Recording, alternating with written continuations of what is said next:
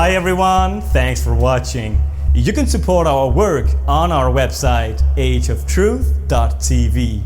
And please like our videos, subscribe to our channels on YouTube, BitChute and Brighteon. And remember to hit the bell for notifications. And follow us on Instagram and Facebook. To be sure not to miss any of our shows, you can sign up for our newsletter on our website ageoftruth.tv.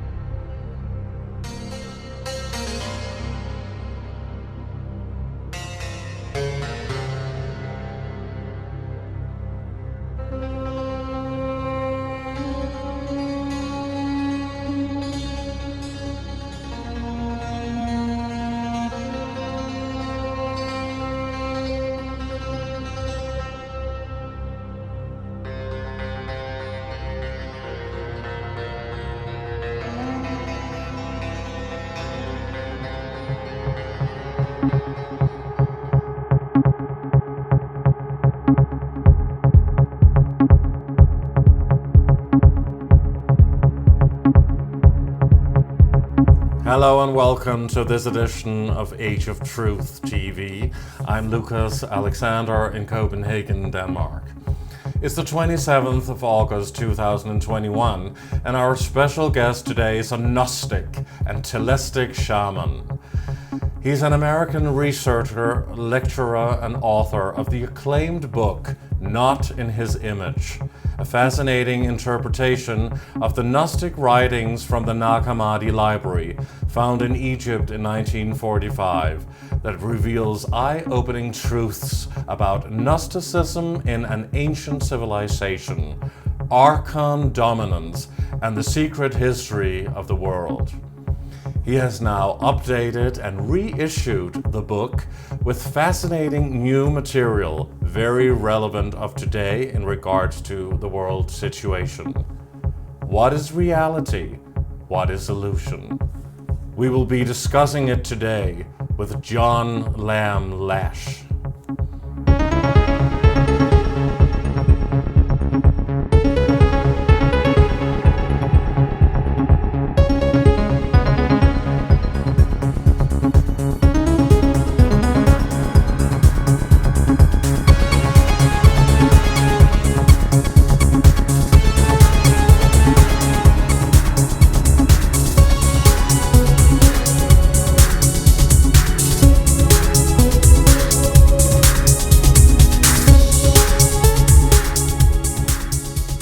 Good evening from Copenhagen, Denmark, and a very warm welcome to our special guest joining us today, the great John LAMB LASH, joining us from Galicia in Spain.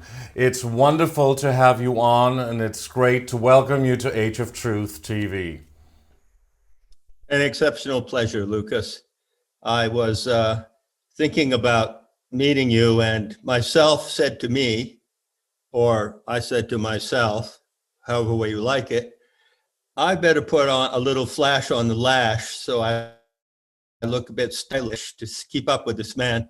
So I put my best vest on, and here we are, and it's a great pleasure to be with you. Oh, great. Oh, absolutely wonderful. That's so much fun. I hope we can meet one day in person. Yeah, well, you know, the virtual is the virtual, but much rather be there in person, but we'll do fine. It's not that far. You are in Spain? I'm in northern Spain, actually. I'm sure we can have more than one discussion for sure, because you have so much information to share with people, and it's nice to finally have you on the show. So before we begin our talk and discussion with John LAMB LASH today, let me start off by reading a description of the new updated, reissued version of Mr. Lash's book, Not in His Image, which describes the material very well and the book very well. In a nutshell, obviously, of course, and then we can go into the discussion. Since its initial release to wide acclaim in 2006, Not in His Image has transformed the lives of readers around the world by presenting the living presence of the wisdom goddess as never before revealed, illustrating that the truth of an impactful Gnostic message cannot be hidden or destroyed. With clarity, author John LAMB LASH explains how a little-known Messianic sect propelled itself into dominant world power, systematically wiping out the great Gnostic spiritual teachers, the Druid priests, and the shamanistic healers of Europe and North Africa. Early Christians burned libraries and destroyed temples in an attempt to silence the ancient truth tellers and keep their own secrets. Not in His Image delves deeply into ancient Gnostic writings to reconstruct the story early Christians tried to scrap from the pages of history, exploring the richness of the ancient European pagan spirituality, the pagan mysteries, the great goddess, Gnosis, the myths of Sophia and Gaia. In the 15th anniversary edition, Lash doubles down on his original argument against redemptive ideology and authoritarian deceit. He shows how the Gnostics clearly foresaw the current program of salvation by syringe and places the Sophianic vision of life centrally in the battle to expose and oppose the evil agenda of transhumanism, making this well-timed update more relevant than ever. So this is clearly extremely fascinating stuff and takes a bit of concentration to put all of the puzzle pieces together to understand all of it, understand a larger picture which you have been writing about, and the interpretation of the Gnostic writings that you have done, and which now is well updated in your new version of Not in His Image. But I think we must begin the first part of this talk with a basic background description of a few things and concepts for those of our viewers who are not so well researched into what Gnosticism, Gnosis, Sophia, and the Archon kingdom is all about, and for those who do not know your work so well yet. So please, first of all, tell the audience how this incredible journey began for you. Why did you choose to write Not in His Image in the first place 15 years ago in 2006 when it originally came out? And why did you choose to republish it now in 2021? That's quite a question. I was looking forward to this encounter because I know you're an excellent interviewer. I'll give you the short form.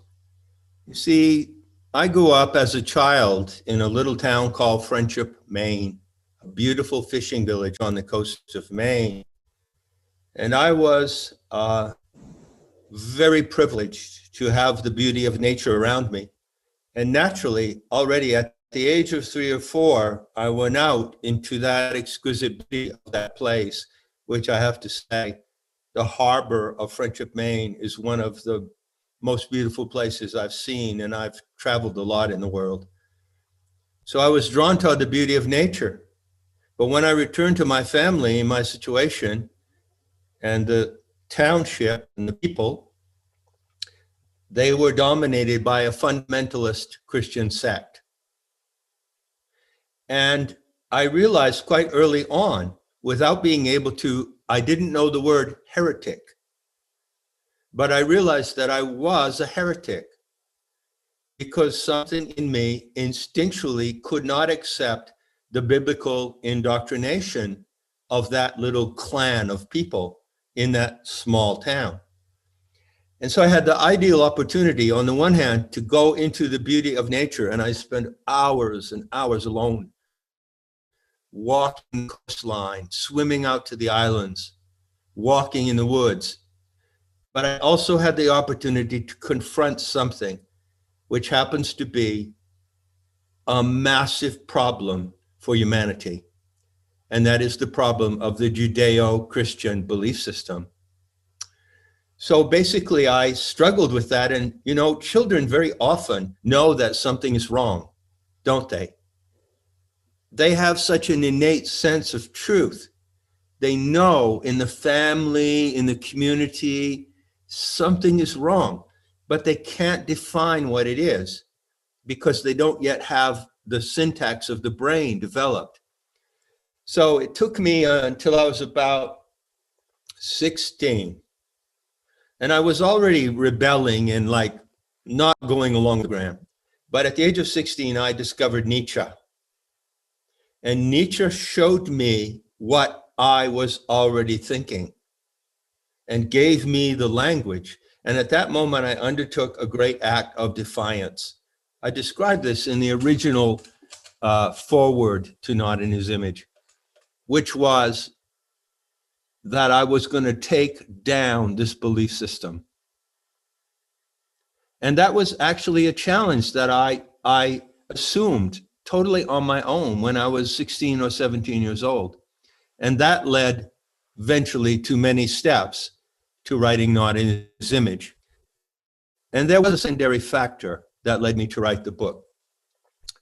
And that is the factor of the paranormal or supernatural. Now, I personally believe that it is normal to have paranormal experiences. I do.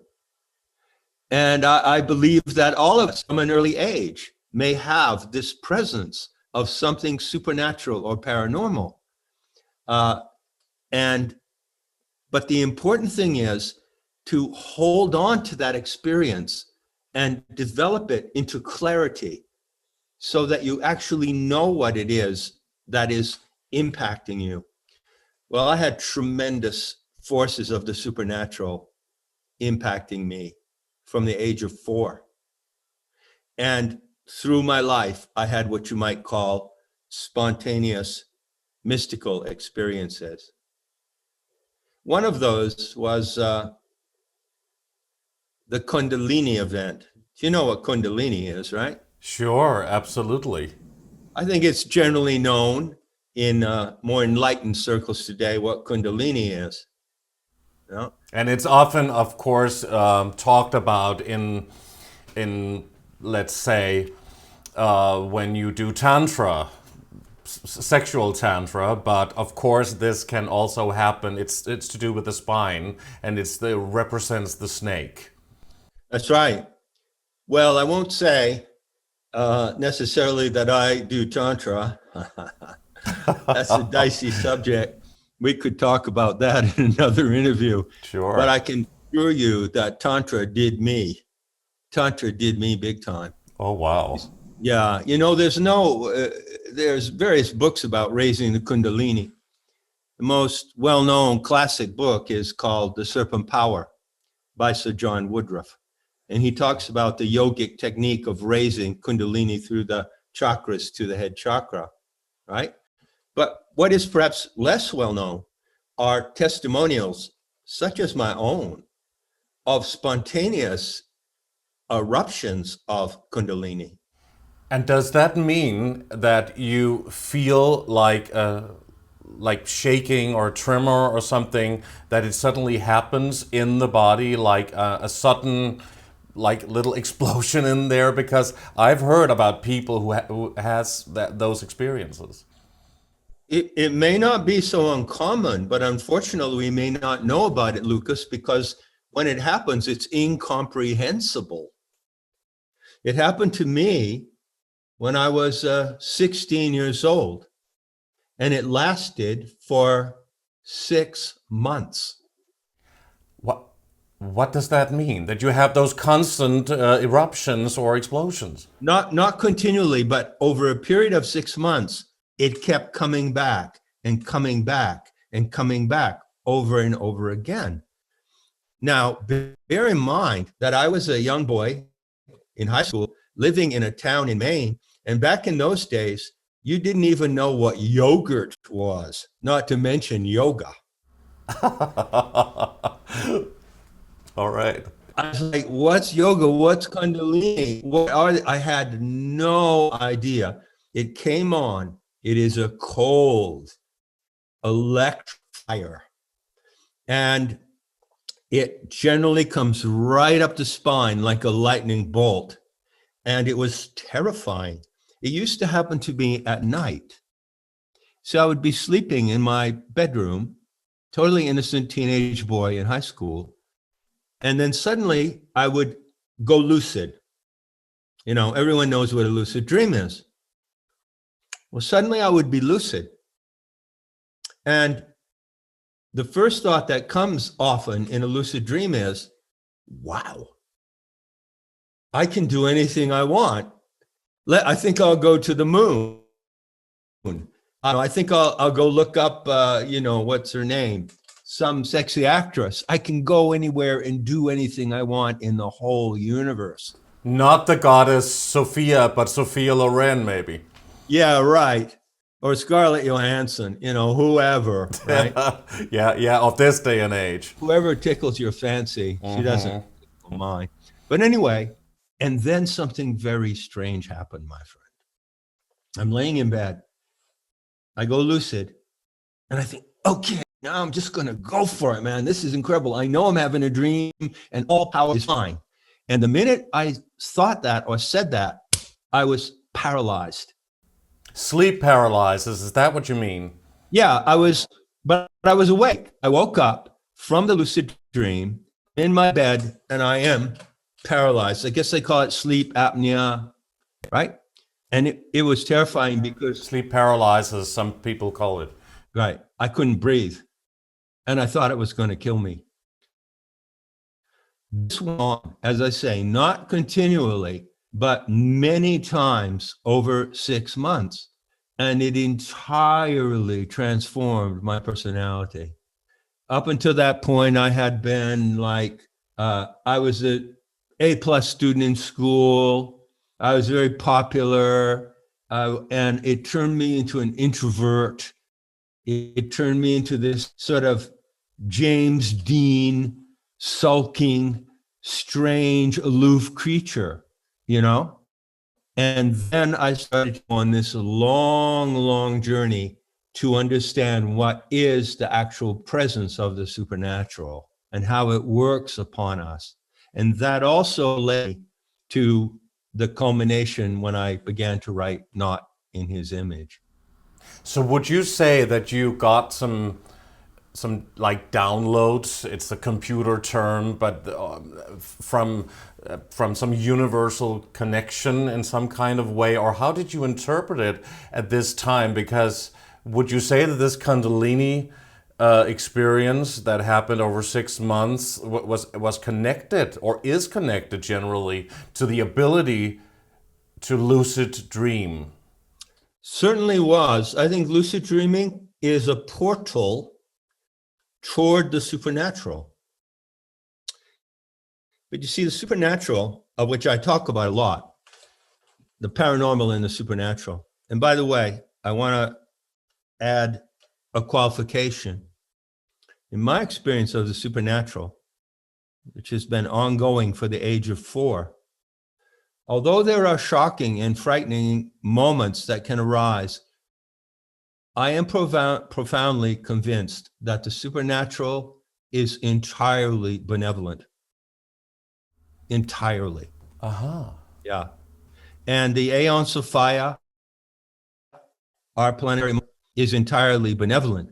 So in those cases in which people experience demonic forces or things like this, I do not consider that, this is just my humble view, to be, as a Gnostic, and Gnostics are not humble, okay. I consider that to be dementia of the human psyche. The garbage and the confusion of the human psyche makes it appear that the supernatural has evil in it. There is no evil in the supernatural. It is nothing but love, beauty, and freedom. But the question is, how do you get there in a steady, clear way, you see? So you have to learn how to navigate in the supernatural. Now, getting back to your question, it's very pertinent. Download. Did I receive a download? I think there are cases in which people have a Kundalini event and they do receive some kind of download. One famous example of that, is Philip K. Dick, the science fiction writer who wrote Blade Runner and many other novels. All right. Yeah. Minority Report is based on Philip K. Dick. And he describes in March, I think it was, of 1977, how he was like hit by a Kundalini event and he got a download. My view, my assessment is that you can have it with or without a download. It can just be a wake-up call. Would you say that this Kundalini event is, well, like a little bit orgasmic that some people talk about? It feels like that in the body, or is it different from that? Well, there are two ways that Kundalini activates. One is by the spinal channel, and that can be unpleasant. I mean, it is ecstatic, but it's also terrifying. It can be really terrifying. And it's like being hit literally by a lightning bolt. And you are being hit by a lightning bolt. You're being hit by the lightning of the Aeon Sophia, the planetary mother, because her body, which is the earth, is surging with Kundalini. It's called Maha Kundala, which means the big serpent, the big spiral. So she has Maha Kundala, which is in the telluric properties of the earth, and you have Kundalini, which is like the teeny weeny yellow bikini. You have the little version. You have the little pinch of her massive Maha Kundala, you see? But there's a better way to get it, which I prefer. And that is what I call the meltdown. So you refer to sex, and I will graciously follow your lead. Okay? In the best of sex, and this is the best of the best, you have an orgasmic meltdown with your partner.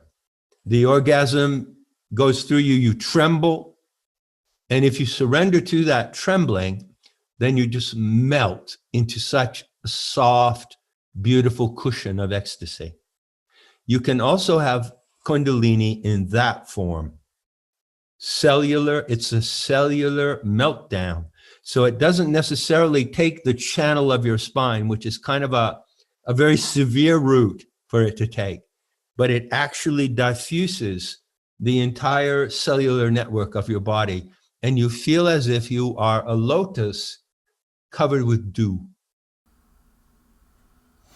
Some, let's say, sexual therapists or sexual healers or whatever they are, they can actually, some of them have the ability to activate the Kundalini in somebody's spine. But we also know that you have to be very careful in doing that, because that could actually, well, disable people in a way, right? You have to be very careful. This is a very powerful thing and people should be wary of, they should really know what they're doing. Totally agree. Of course, there are quite a few different techniques and books on tantric sex, things of this sort. I don't do tantric sex as such. I have never been attracted to pursuing those rituals, or the rituals, for instance, of the Kama Sutra and so forth, the various positions. It's not for me. I find it very stilted and not spontaneous. But in really genuine, affectionate sex, you will get to the Kundalini melt. But there is a discipline involved, and it is definitely dangerous to meddle with this power without knowing exactly what you're doing. But do you know what activated your Kundalini? Was it something from, let's say, another realm? Was it somebody that you were close to or that you knew, but you just didn't know that they actually activated it? Or why do you think this happened? Do you feel that you were a chosen one, that this was a tool to make you go on a certain path, the path that you're on now? No, I think it was an effect of my adolescent libido. Must have been quite aggressive, huh? My libido, I don't know how you would measure it, but at the time that I was an adolescent, it was very high, still is. And I lived in a very repressive environment. And I wanted nothing more than to just be intimate with a girl, to have flesh on flesh, to have the kisses, to have the juices. I wanted nothing but that, and it was not allowed. There was a big taboo. So I'm certain that was one factor. But in another way, I could say, in retrospect, that it was a way that the goddess chose to get to me. A kind of a spiritual awakening in a way. Yeah, to lay her power on me and brand me in a way with her power. Mm-hmm. So, of course, this led you on a fascinating path, and you started researching a lot, and you are an encyclopedia of knowledge, really, about the ancient texts, and you've been going really into studying the Nag Hammadi texts discovered in Nag Hammadi in Egypt in 1945, and there's so much we want to get into there, but if you just want to describe to the viewers that may not know too much about this, how would you describe Gnosis and Gnosticism? Gnosis, which simply means knowledge, but actually it means a special kind of knowledge. It means really a knowledge of, first of all, the source of life. You know the source. You don't believe in it. You don't make believe. You know the source. That's possible in Gnosis. The second is a knowledge of the human mind, the intellect and the psyche, and how they are designed to work. Because you can operate your mind and your emotions and your intention, that's the trinity of the human being, if you know how it works, like any other machine. Imagine trying to drive a farm machine that harvests corn if you don't know how the machine works, you see? So we have been designed by our divine parents, Sophia and her counterpart, Thelete, in a particular way. So Gnosis is the path of learning where you actually learn how your mental and psychic functions are optimally designed to work, okay? And the third aspect, I guess, would be that you learn in Gnosis to see the big picture here through the narrative, the fallen goddess scenario, which is the biography of the earth. You learn the biography of the earth. For instance, this name, Sophia, which means wisdom. I say Sophia rhymes with desire, okay? I like that. So Sophia distinguishes it from just a girl's name, Sophia, right? All right. Okay. We can use that one if that's what you prefer. Yeah, I do prefer that, but I don't impose anything on anyone. So when you learn the story that she is a galactic scale star goddess, she existed before she became the earth. And you learn how she designed the human species, then how she turned into this planet. You learn that whole story, and contained in that story is the story of the Archons, the deceivers. And we definitely want to get into that, because we've been talking about that so much on this show throughout the years, and definitely you can explain it more thoroughly than anybody else, I assume. But I just want to ask you a question about knowing and gnosis and Gnosticism. So is there a basic knowing that everybody has that can be applied to each individual's reality? A knowing that can only be true for each unique person, I would expect, and therefore very different from another person's knowing. Or, I mean, how do we know that what we know is real knowing and not an archontic deception? Well, those are two big questions packaged into one. We'll take one and then we'll take the other, huh? Okay, we'll do that. Okay. No, there is nothing like your truth. No, there is no truth that is original to one particular person. No, as a Gnostic, I stand strongly against that view. See, the beauty of truth is that it is unity. Truth is unity. And the Gnostics stress this very strongly. And there are different ways to approach it, but the basic way is to say all truth comes from knowledge of the source. And since there can only be one source of the human species and of this reality, then all truth converges at that one source. So why would you even want to go find some truth that is unique to you, your truth, my truth? There's much more joy and pleasure in sharing a truth that is integral to all of us. That's where the power of truth comes into play. But what if you tell me something and you tell me it's a knowing? A knowing? What is a real knowing? Basically, you're asking, well, it's something that can be tested. A belief cannot be tested. You see, a belief is just something that someone will believe no matter what proof you give them. Consider the situation today. Look at the people walking around on this planet who believe that there is some kind of microbial pestilence in the air that anyone can get. And it's extremely contagious and it's extremely deadly, right? But when you give them the obvious proof that is not so, they don't even consider it. They don't consider proof. But truth is based on proof, and truth develops that proof. That's the difference. You have to prove what is true.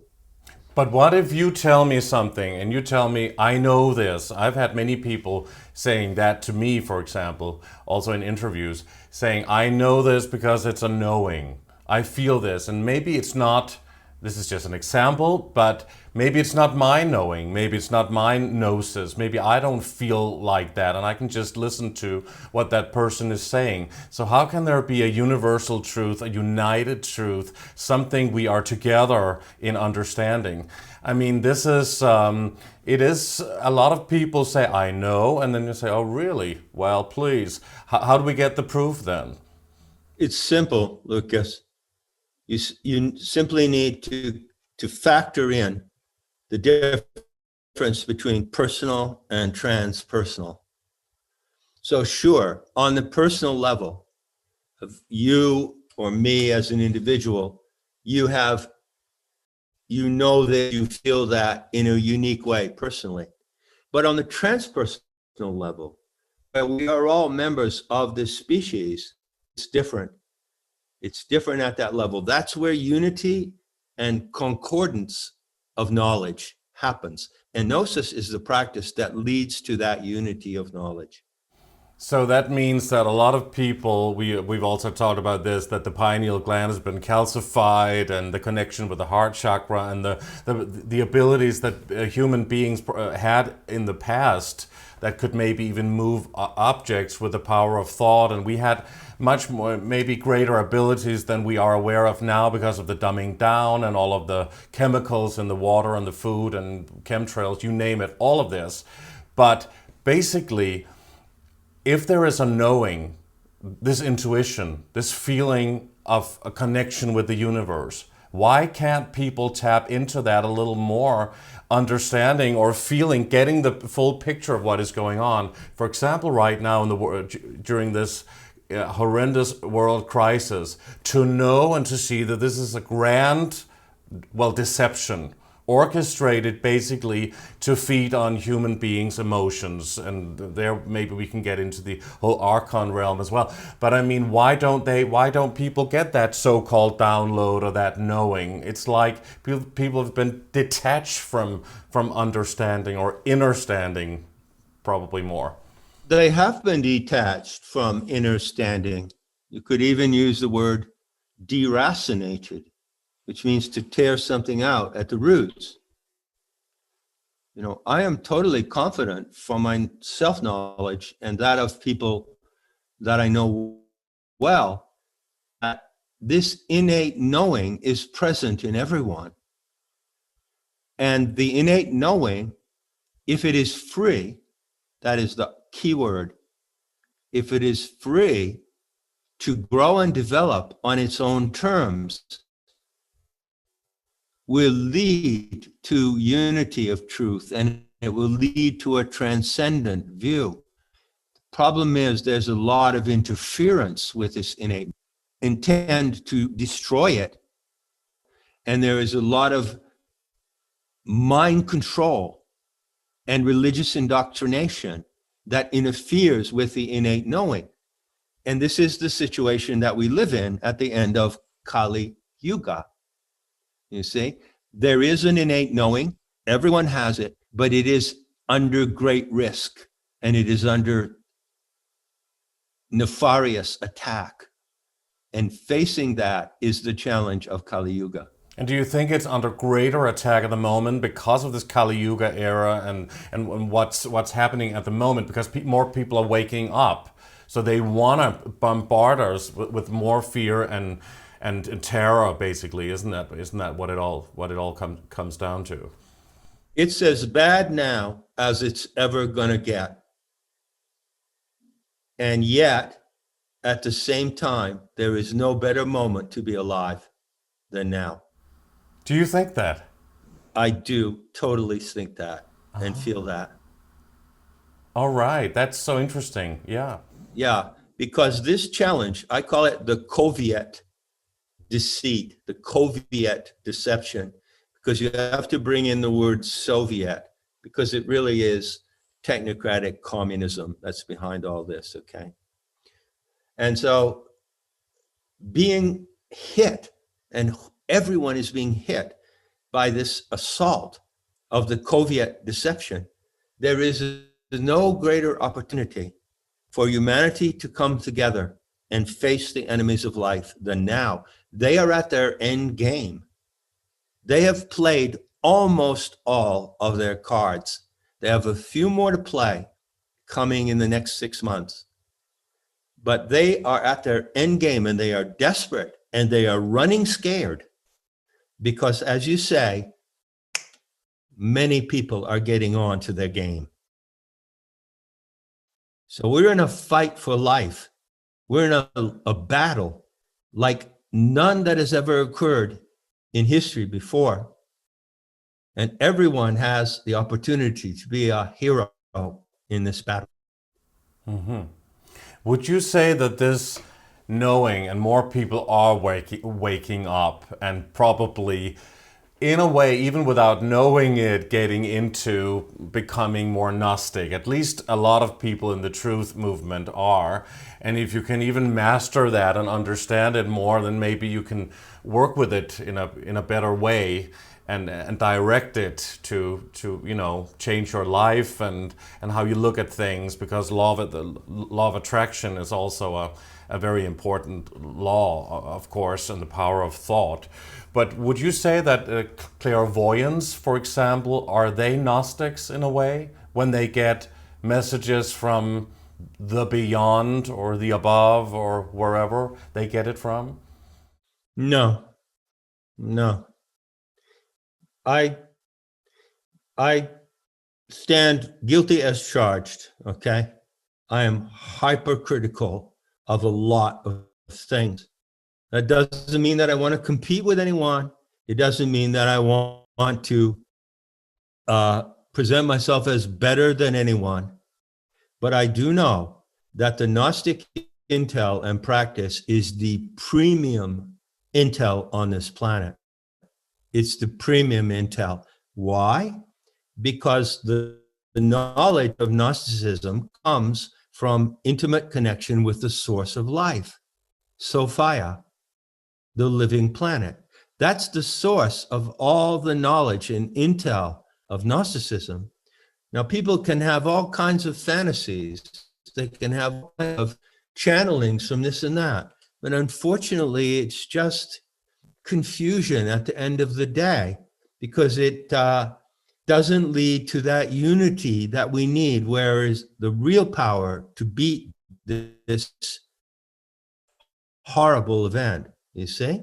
So I don't know if that is answering your question. I love your questions, by the way. Thank you. I'm really enjoying this. It's not easy to interview me, by the way. Some people don't even want to talk to me. Anyway. Oh, really? I'm really thrilled to have this conversation. It's absolutely wonderful. No, I was going to say, if you were saying that maybe clairvoyance or channelers or something, that you don't really buy into that. For a lot of people, that is real. That is a real knowing for them, or a real message that they're getting from channeling, from feeling something, tapping into a part in the universe that a lot of people maybe don't have access to. But would you then say that Archons could interfere with psychics or mediums or channelers or clairvoyants as well, to give them mis or disinformation? You could compare the Archons to very clever and sadistic pedophiles. Now, one thing that a pedophile or a parasite who feeds on children knows is that children are very impressionable, and children love to pretend and make believe. And indeed, that is a quality inherent in the human species. It's a quality of make believe, of pretending and playing. And it's a beautiful quality if it's taken in the right direction. So we have theater and art, things of that sort. But the predatory, archontic parasites take advantage of that. They take advantage of the make-believe in people's minds. And yes, indeed, in my estimation, a lot of the channeled material and fantasies that people come up with are actually delusions inspired by the Archons. But you see, the beautiful thing is you don't need any of that. You don't need any of that to find your way in life. You don't need to pretend that you're reaching into some other dimension of the cosmos. What you need is to live totally in this dimension right here and right now. And if you can't live totally in this dimension, how are you going to know how to handle other dimensions? Excuse me. You see? And this dimension of reality is the dreaming of the Aeonic Mother, your divine mother. You're living in her dream. You're a character in her dream. And the most direct way to connect with her is to know that, and to develop your role knowing that you are a character in her imagination. You and I, sitting here today, are characters in the imagination of the Aeon Sophia. And quite some characters, huh? Yeah, well, it gets back to the issue of style, you know? And maybe this would be a helpful clarification. Style is really important in Gnosis, you see? Because wisdom and knowledge and transcendent knowledge and spiritual knowledge, whatever you want to call it, always has a style. So, for instance, the Vedic teachings have a certain style. The Native American teachings about the about the earth and rituals of nature, that's another style. The Aztecs had their style. That was pretty wild. But likewise, the Zen masters of Japan have their style. It's all about style.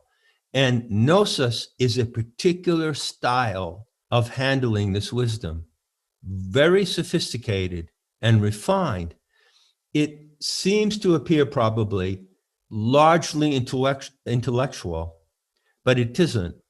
I can guarantee you, and I'm sure that my friends and allies and students will back this up, it's about 50% intellectual. Mm-hmm. So speaking of style, is that why you're wearing these Ray-Bans or whatever they are, the dark glasses today? Well, truth be told, and this is personal matter, I have something with this eye, which is a kind of an occlusion of it. So it's veiled. And as a result of that, it disturbs the contrast between light and dark in my field of vision. For instance, if I'm out walking in the bright sunlight, it's very, it looks black to me. The contrast between light and black is irritating to me. It bothers me. So over the last couple of years, since I got this condition, which is going away now, I've taken to wearing these glasses because it softens the light. Even this small light here, it's more comfortable to me. All right. Then I got a bit attached because, hey, I look pretty cool with sunglasses on. I think I'll keep them on. But, I can take them off too. It's no problem. All right, there you are. Well, it was just that probably maybe some of the viewers would address it or ask, why is he wearing glasses? But it's good that we just covered that, huh? Yeah, I wear them all the time, routinely. It doesn't have anything to do with looking like a rock star like you. Well, I'm also a singer, an actor, so But that's beside the point. Anyway, that's great, and style is important if you are able to have your own personal style. It's fun. It's playful in a way, isn't it? Yeah, style is such a terrible mess in our society, in our culture. When do you see on the street or in some public place a man or a woman, young or old, who just has style? And you just stop, you just stop and say, wow, that's genuine. We are so barraged by control, working through fashion and working through cosmetics and working through all these commercial systems that want to sell us something, that it's very rare to see someone has a genuine style. But getting back to Gnosis is a genuine style of cultivating wisdom. And it stands alone. It stands distinctly apart from major categories of wisdom or other things of that sort, you see. So could we say, that was one of the questions about Gnosis and about the knowing. Could a knowing also be influenced by these parasitic archons, like maybe some clairvoyants or channels? Certainly not all, but maybe some. We've certainly heard about that as well. Well, deceivers working through people who are a shining light to some. Yeah, that's called the Luciferic Deception, right? In some people's minds. Listen, it's, in my experience, I'll just give you the brutal truth. I lived in Santa Fe, New Mexico for a long time, during the moment when the New Age movement was peaking, and Shirley MacLaine was there, And I've met a fair number of psychics and clairvoyants, and my assessment is that they are narcissists who want special attention. And that's about it. Well, that's, you tell them. Just being honest. Yeah, that's right. Okay. The beauty, Lucas, of this, to get back to the beauty of this, what I call the Sophianic vision of life. It is all about beauty.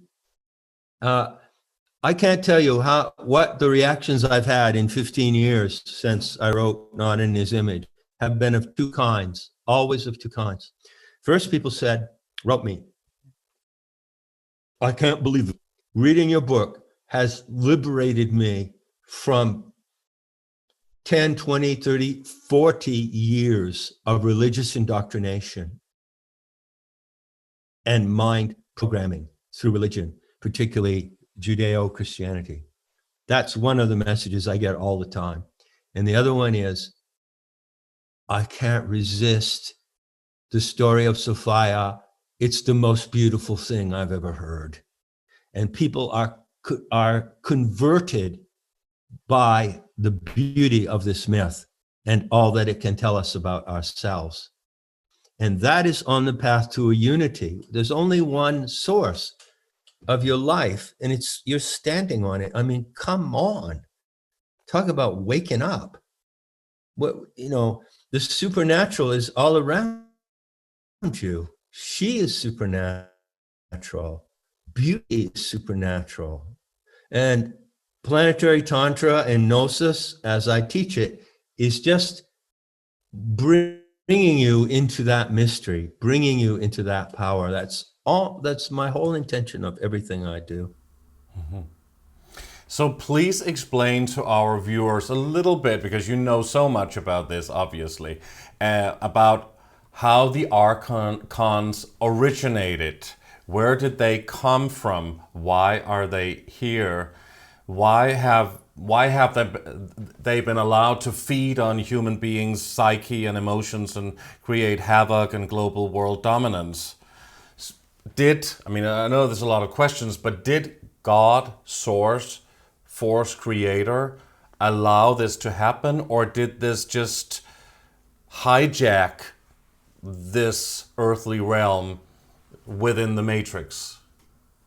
Oh, right. Another big package. I'll see if I can sort it out. I have to put on my Archon deflecting glasses now, because they protect me from the Archons, right? Yes, definitely. So please explain how the Archons originated first, and then we can go into more of the whole package I was delivering there. I'll do my best. In the first place, to my knowledge, the Gnostic intel and the Sophianic narrative, the fallen goddess scenario, is the only body of knowledge that explains how the Archons originated. Now, people have been talking about the Archons for a long time, and I think I can take credit for introducing that term to the internet around 2002. Okay? I did that because when I brought out the Gnostic material on the website, medhistory.org, I made it my primary objective to explain the Archons. And here you get to a difficult point, and this is where some people fall off the bus. Because the Gnostic narrative, which is a myth, a sacred story explaining the origin of the earth, the origin of the human species, also explains the origin of the archonic parasites, the intruders, psychic intruders. And it explains it in a way that a lot of people don't like. Well, I won't say a lot, but some people are not going to like this explanation. And they'll pass at that point and go look for some just bring it on. We are all for it here. Sophia herself accidentally created the Archons. It was an accident, a cosmic anomaly, as they call it, an anomaly. It was something that she did not foresee and something she could not control. Now, this in itself is a difficult piece of intel for those to accept who have a program that a god, a deity, a divine being of her scale, which is the galactic scale, could make a mistake or could do something that produced unintended circumstances. So if you are still programmed by the notion that a god or goddess is all-knowing, all-powerful, and all-controlling, you're not going to like this story. It's an entirely different story. But the beauty of it is, if you accept this story, you have empathy for the goddess in what happened to her in producing the Archons.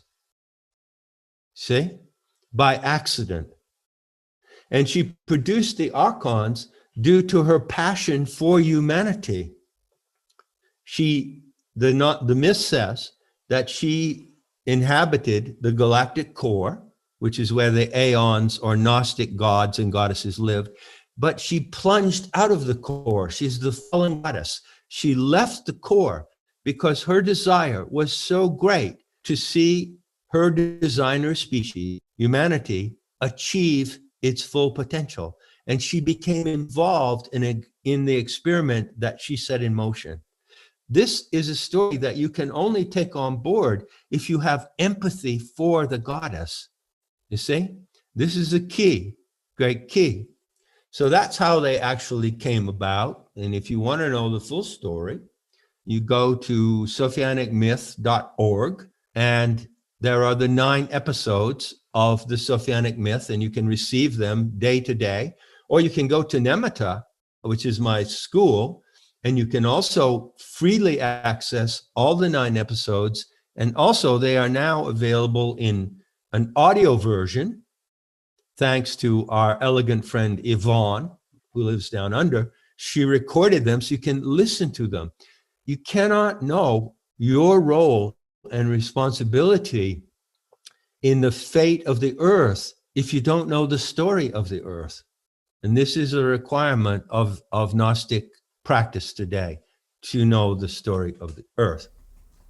And the Archons was created, what, through smokeless fire? Is that how it was? No, it was created by the impact that her plasmic current had in the galactic arms. You see, inside the core of the galaxy, there is pure living plasma. Luminosity that is alive. But outside, in the realm of the galactic arms, is a different environment. So the narrative says that she plunged from the core out into the external environment of the galaxy. And when she did so, she brought the impact of her own luminosity in such a way that it had a shattering effect. And this shattering effect produced this anomalous species, which is an inorganic cyborg insect-like species called the Archons. This is a great, great story, and it only comes out of the Gnostic sources. Now, I've done my best over and over again to tell this story and to get it across in a way that people can receive it, you see. So can you, or do you have an idea or thoughts about why something you call an all-powerful god or goddess, Sophia, how can something good create something really evil and parasitic? That question comes from a syntax in your mind where you have a polarity of good and evil. But I put it to you that if that is operating in your mind, and it is in many people's minds because it's inherent to religious indoctrination, then you can't really ask the right question. That's not the right question because it doesn't address the reality of the situation. You say, first of all, the Archons are not evil. The Gnostics never said that the Archons are evil. There is no evil, cosmic evil. But the Archons are described as parasites, mind Right. parasites, interdimensional in structure, right? And maybe they Right. can take form through reptilian aliens or even possess a Right. human, and therefore they are demons in Christian terms and the jinns in Islam. and the Chitahuri and for African tribes and other words in other religions. So would you, I mean, if people can be possessed by these demon entities called Archons, which means ruler, a master, huh? Why would you not say that it's evil and evil was created if it is well, destroying us more or less, or possessing us to feel bad and feed on our emotions? I understand this is a difficult question for many people, and it's probably one of the more difficult aspects of the Gnostic message to take on board. So I greatly appreciate you asking this. I'll give you my best answer.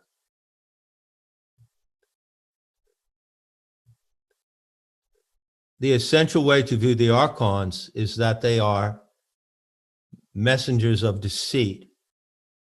So their power is to deceive.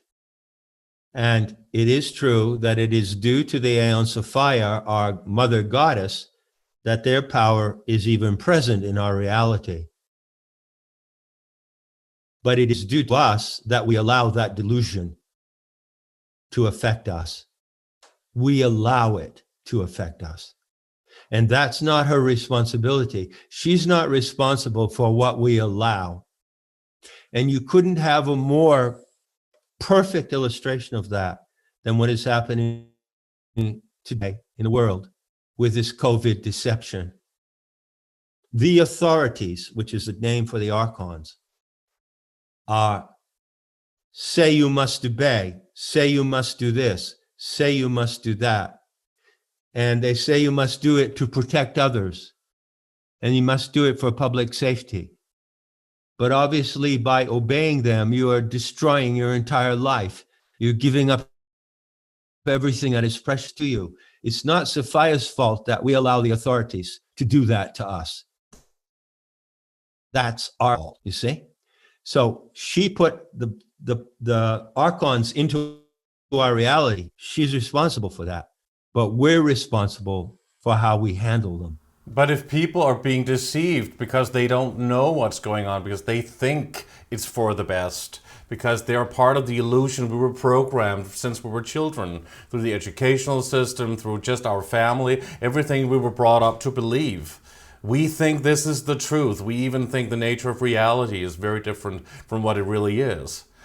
And some of the myths that you talk about, they may also be real, and we can also, use discernment there and ask if that's even the real nature of reality here. But certainly what you're saying, what's going on in the world right now, really describes big time what is going on, also with people getting these things that we can't mention any longer on the air. So, I mean, this is evil, John, isn't it? Evil was created. No, evil was not created by the goddess. Evil is our doing. Evil is what human beings do when they fall under that delusion and then turn around and force that delusion on others. So people will have to suffer before they wake up. Is that how it is? Or many people may even die because of what is going on at the moment and what will happen in the coming years. That's what we hear as well with whatever is put into people.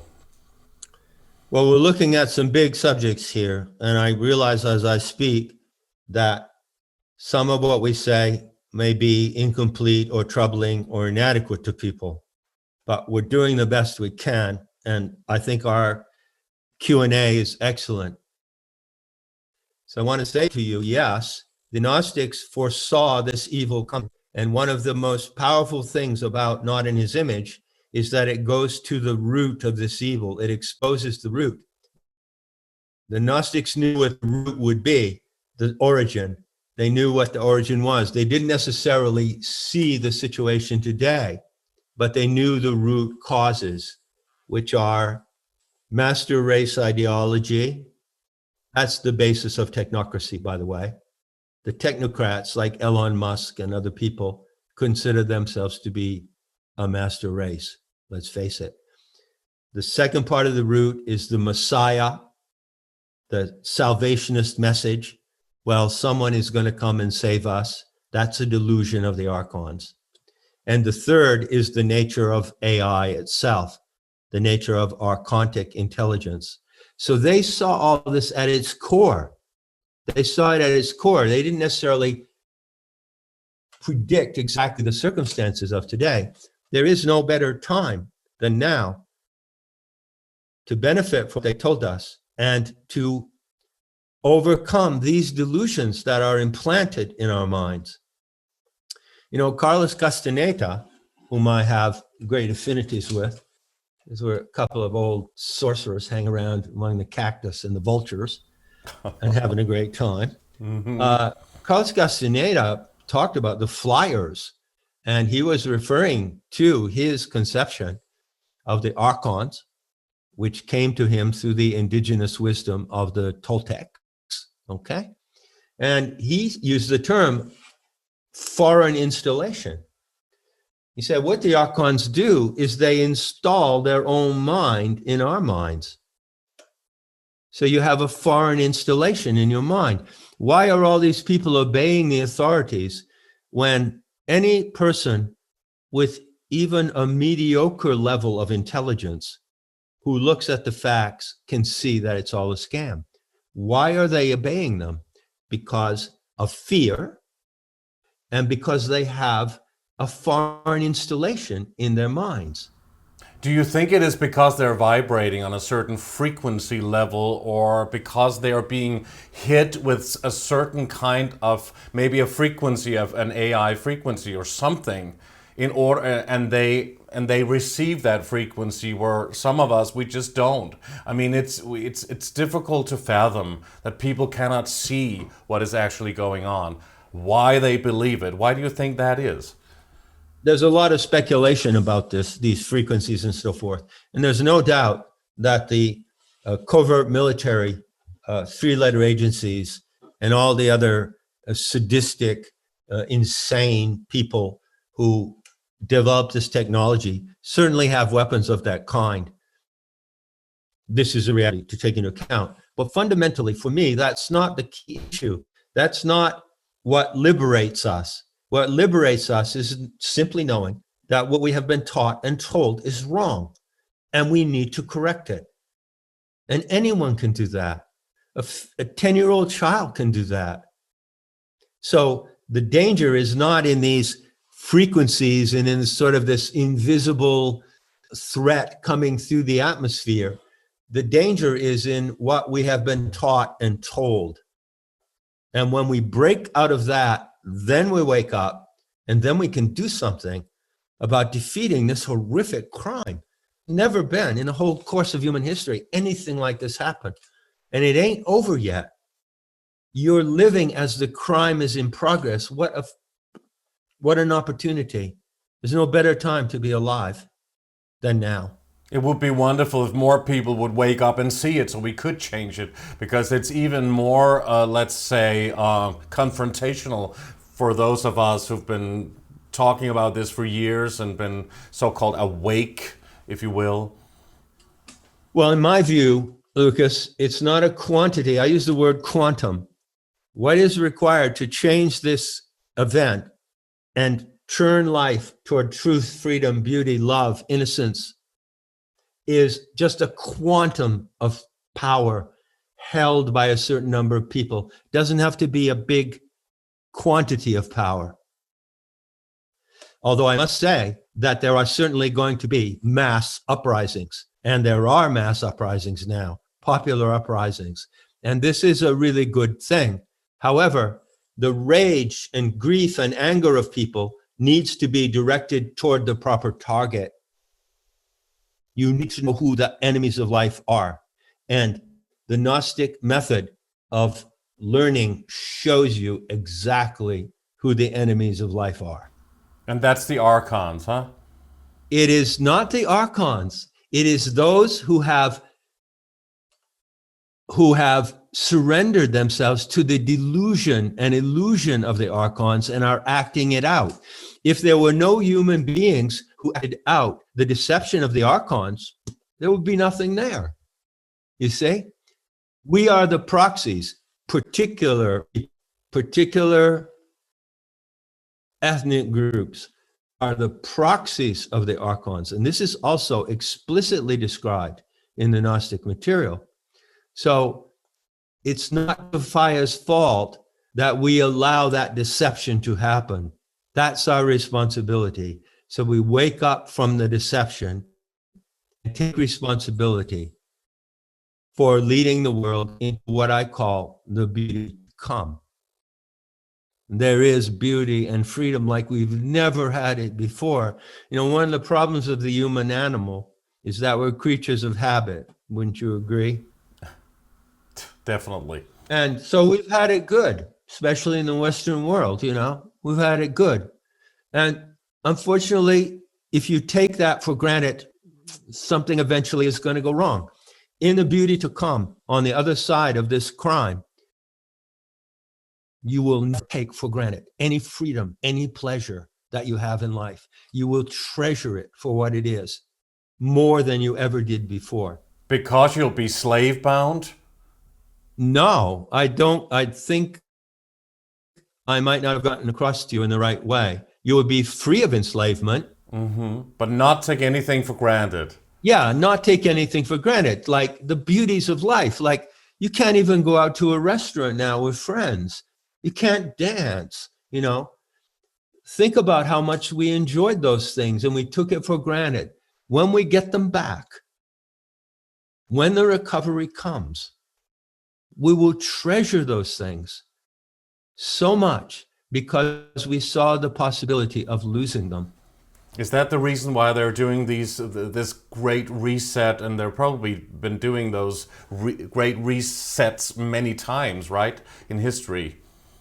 Well, they're working on this program. The core, the current historical core of this great deception and crime goes back to 1666 and a certain figure called Sabbatai Zevi. You can go back further in history and track it back. I've tracked it back all the way to Archon, which is the Zadokim sect of the Hebrews. But if you want to go the short route, track it ahead from 1666. And yeah, they've been working on it for a long time. But what they needed was archonic technology. And it's only in the last 30 years that they have the high-tech archonic technology, AI, robotic machines, surveillance machines. And so the technocrats, I call them the globalist overlords, in their delusion, in their dementia, they think that they can use these AI tools to totally control the whole world. But they can't. And they actually have a robot called Sophia. Yeah, I know. I did a talk on that a couple of years ago about the fraud of the robot Sophia. Would you say that the Archons are AI in a way? AI should mean archonic intelligence, not artificial. You see, there's no such thing as artificial intelligence, my friend. Intelligence is not artificial. Look at yourself. Look at your fingerprints. Look at your ability to speak. Look at human culture. Look at the animal worlds. All intelligence is alive. Archonic intelligence is not alive, but they believe because they are the agents of the delusion of the Archons that they can run the entire world on MS-DOS. And we ain't designed to run on MS-DOS. I've said this many times. We're beautifully designed in emotion and intelligence to run on another system, and Gnosis puts you on that system. And the word Archon means ruler and master, and also the word Archon is part of words such as monarch, and right. hierarchy. Hierarchy. Right? It's also part of it. But in ancient Greece, there were actually a group of rulers who were called Archons, right? Archontes. Yeah, they're the ones who condemned Socrates. They were the Archons of Athens. In the language of that time, it simply meant the governor. The governors of Athens. There was a board of governors, the Archons, the 40 Archons. And they famously condemned Socrates because he was a wise ass and defied the authorities, you see. And this is actually what is also on Wikipedia. If people look for the word Archon, then you will go into ancient Greek culture and that civilization, and then you will see that the word Archon was a group, a real group, right? I mean, living people. Right, but they were not like the archonic agents of today. You see, the word Archon has a legal meaning in government, and it also has this supernatural meaning, which is the alien parasite mind. So the Archons today living among us are psychopaths and control freaks who are actually running on the archonic mindset. They don't have a human mind anymore. They are not humane. Look at this Soviet scam. Can you imagine anything more inhumane in your whole life? Everything about it is based on fear, constant fear, and stripping away the humanity of people, the common, simple humanity. That is the ultimate death blow of the Archons. They are trying in their final game to take humanity down. So would you agree with people like David Icke and many others who have talked about the reptilian race, an alien race from the Draco system, or maybe other systems, who came here to Earth and can maybe even shapeshift and be behind these political figures that we see, who are possessed by Archons, who are interdimensional, huh? Excuse me for being an arrogant smartass, but based on my training, I don't buy that. That's make-believe embellishment. It doesn't really lead anywhere. It's like fantasy material. You know, the Gnostic myth of Sophia makes it clear that the Archons do not come from Draco or from any other star. They are unique within our solar system. Only in our solar system. Only in our solar system, yes. So what about alien races then? Reptilian or whatever? What about alien races? You know, the worst alien race is the race that is producing the Soviet technocratic nightmare. And if you can't see who that race is, you got no business talking about alien races elsewhere in the universe. But could those be reptilian, possessed by Archons? Okay, the specific intel of the narrative of Sophia says that the Archons emerged in two forms. One form is like a drone, which is described as a prematurely born fetus. So that is the gray alien Archon, the big head, spindly limbs. That's what a prematurely born fetus looks like, doesn't it? It has a big head and spindly limbs. They said, though, that aspect of the Archon species is the drone aspect, and that there is also an overlord aspect in their mindset. They have a hive mentality, but they also have an overlord function in that mentality. And they describe the overlord function as Dracon or draconic. So there is in the Gnostic intel, and nowhere else to my knowledge, an explicit description of a reptilian type and a gray alien type. So that goes very much hand in hand with what David Icke and other people have said. And also, you've mentioned this, and this is also in the Gnostic writings, right, found in Nag Hammadi, where it is explained that this Archon empire, they also have a king called the Demiurge. Oh, the Demiurge is the name for the Lord Archon, or the head of the hive mind. The hive mind has like a central nervous system, and that is the Demiurge. So is that like the AI superbrain computer that we talk about in other terms? Yeah, what you have in the AI superbrain computer is a machine that has been created by demented people with grandiose ideas of themselves. And they actually believe in their delusion that they are going to run the world on this AI machine. And that's not going to happen. But we can only be sure it doesn't happen when the time comes to take it down, to take down the archonic system of authorities on this planet. And that time is now. It's now or never. So would you say that the demiurge is real? Can this king of the Archons manifest in physical form? Some people also talk about it being reptilian, in that it looks like a reptilian, or the devil, how the devil is well depicted. Or can it possess a public figure, for example? Or, I mean, how is it done? How does it work? To answer that question, so important, that question, in the most concise way, I would say this. The Archon overlord, the demiurge, whom the Gnostic called Yaldabaoth, is described as reptilian, right? Dracon. But it's really only a figure of speech.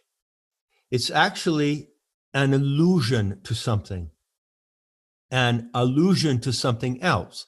So if you take it literally and you think, well, if they achieve their goal and there is an Archon Messiah who is the judge of the world and the controller of everything, is it going to appear like a reptilian entity? Right? This is something that many people wonder about. No, it doesn't have to. You see, that's misleading to let your imagination picture it appearing in that way is misdirection. It's a misdirection of the archontic delusion. It doesn't have to appear as a reptilian. How about in human form then? They have already embodied themselves in human form. And this is the key to the reptilian trope. A Gnostic would say to you that if you look at the human body and you look at the skeletal structure of the nervous system and the brain, you have, of course, a kind of reptilian form inside the body. You have your spine with the tail of your spine, which is the tail of the serpent, and you have the serpent in the body coming up to the back brain. And we were talking about Kundalini at the beginning, right? The serpent power. So there is a serpent reptilian form already in the body. But some people say that we are a hybrid cloned slave race, a mixture of mammalian and reptilian because of the reptilian brain. Some people talking about a peace treaty between Lemuria and Atlantis in ancient civilizations also. And then they created this cloned slave race called Homo sapiens, or human beings. That is an unfortunate piece of disinformation. It is an extremely damaging and I would say disturbing narrative that was intentionally introduced to the world some years ago through Zecharia Sitchin, and who was, by the way, an agent of the Archonic powers. Look at his ethnicity. Some people say that he took part in rituals. I know that David Icke interviewed a lady called Arizona Wilder who claimed to have been a mind-controlled victim and said that she had seen Sitchin at these Illuminati rituals. I don't know if there's any truth to this, but you also claim that he was not quite what he said he was, or what? No, he was not the scholar that he said he was. He was an asset for the Archonic authorities to plant this slave species narrative. And I completely reject the slave species narrative. I've talked about this a great deal, and I give the reasons why. We are not a slave species, but if you teach people that they are, what are the consequences going to be? People become what they believe. So getting back to the serpent in the body, I said that the reptilian form of the ultimate archontic ruler is not necessarily a reptilian in the literal sense. They have already become reptilian in their neurological and spinal structure. You see, the Archons did not achieve an alien-human hybrid. According to my information, I could be wrong. I'm not the Pope. I'm not infallible. But I stand strongly on this view. Neither is he, dare I say. Right. Mm-hmm. But you see, they did achieve a neural hack. This is what you need to understand. What is a neural hack as distinguished from a genetic hybrid? So they never, the Gnostic materials say this, and I cite it in Not in His Image. They said, the Gnostics attempted to rape Eve, which means that they attempted to interbreed with humanity, but they failed. So, but they succeeded at doing something else, which is that they hacked into the neurological circuits of a particular group of people at a particular time. And who are they? They were the so-called Hebrews of the Old Testament. And this story is described in their book, the Bible. This encounter, the encounter of Abraham with Melchizedek, is the event that describes how the Archons intruded into our world. They use something called HAL, H-A-L, which is a virtual reality. And this is a power that they have. So, for instance, we know today that there are virtual reality games, right? You put on a headset and you go into a room. You're given a pair of skis or a tennis racket, and you play tennis in the virtual. And some people might think that's just as good as playing it in real life, right? So the Archons can create that kind of virtual reality illusion. And they did this. They projected into the human atmosphere of the planet, into the atmosphere, a certain entity called Melchizedek, which was a perfect replicant of a human being, but it wasn't human. It was a simulacrum, a replicant. And through that being, they communicated to Abraham. And that was the first step of achieving this neural hack. So at that moment, in a way that I've described elsewhere, too technical to explain now, they actually introduced into the brain, through the ears and the mucous membranes, a type of nanobot parasites. It's remarkable that certain people today, you're getting the joke here, right? It's remarkable that certain people today, conscientious seekers, are saying, they're warning us that someone is trying to prick us and to introduce into our bodies a kind of serum that contains actually nanobite particles that are going to take over our genetics and our mind. Have you heard that story? That was already done 3,800 years ago. But it was only done to a particular group, which I call the tribal vector. So when the Archons had to achieve that intrusion into the neurological and genetics, that is what they did, but it's not an interbreeding. There is no alien-human hybrid. But you just talked about replicants. That sounds very much like like shapeshifters, or could be. Well, they say, the Gnostics say, that the Archons are shapeshifters. But, you know, what are you to make of that? Well, they can take another form. Look at, what kind of shapeshifting are you talking about? Now, if you're a shaman in the tradition of Castaneda or South America, you can shapeshift into a puma or into a condor or into another animal. That's the traditional idea of shapeshifting, which is a beautiful, magical thing that belongs to Sophia's world. But their kind of shapeshifting is nothing else but disguises and fraudulent masks. Philanthropy, humanitarians, that's shapeshifting. The Archons are behind the mask of humanitarianism. They're behind the mask of the WHO and all these institutions and organizations which tell you that they are doing the best for humanity. That's the shapeshifting you want to watch out for. Definitely, but you would say that nothing can change form physically. I mean, we all DNA and we're made of atoms, and atoms have no solidity. So holographically in structure, if we can call it that, then it could possibly change form. A sophisticated hologram, that is, of course. Well, in the first place, we are not hologrammic. Organic life is not hologrammic.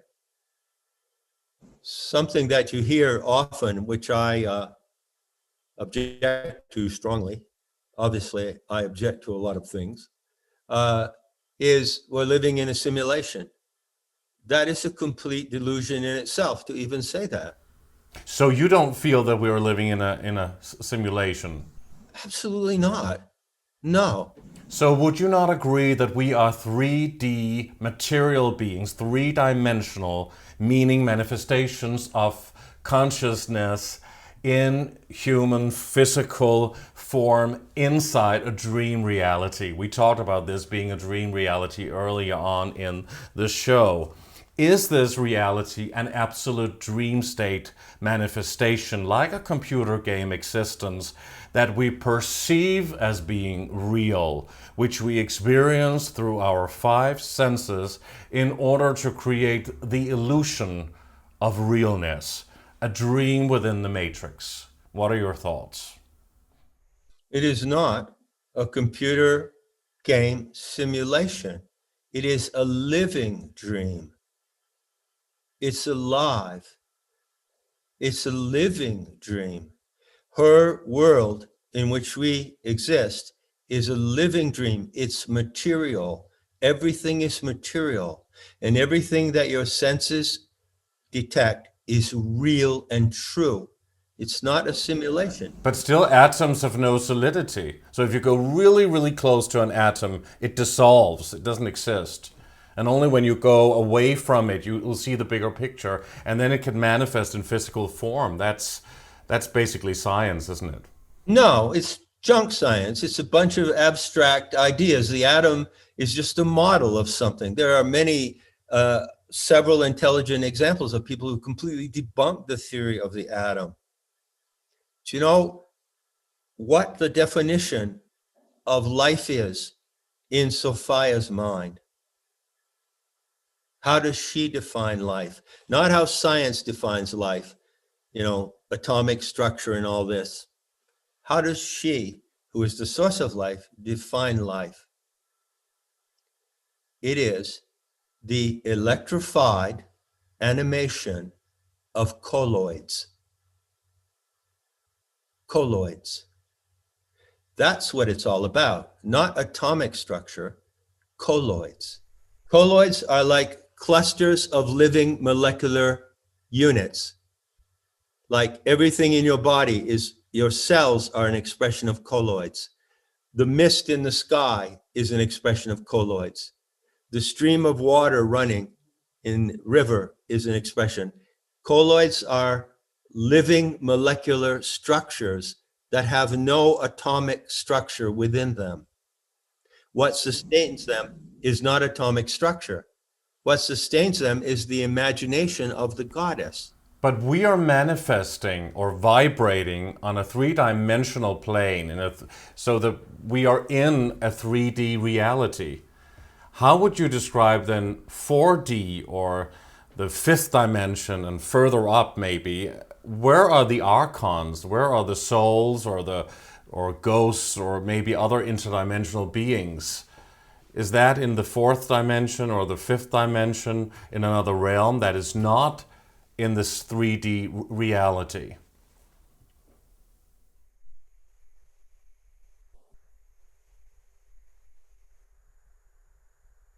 I think I better go out and check for the next bus to Copenhagen. You're welcome. I'd love to welcome you here. Listen, We could talk for 16 hours about that. I've written about the 9 dimensions or 10 dimensions of the universe. The 10th dimension is eternity, which is now. This is eternity. And then the 9 dimensions are the structures in which eternity has to break down so that we can experience all of its facets. You see? So we live in the 4th dimension now, and there is a 5th, 6th, and the 7th, and I've written a lot about that, and it really gets into things that would be difficult for us to cover adequately here. But like Nikola Tesla says, if you want to know the key to the universe, think in terms of energy, frequency, and vibration. So everything is vibrating on a frequency, right? It is the same. But that's just language. That's just jargon. Vibration, frequency. What do you actually feel as a living entity? Don't you feel like right now, for instance, how moist is your body? Well, pretty hot is pretty hot in the studio here. Normally, I've asked that to a woman before because, it makes sense. But I'm asking you, how wet are you? How wet are you getting?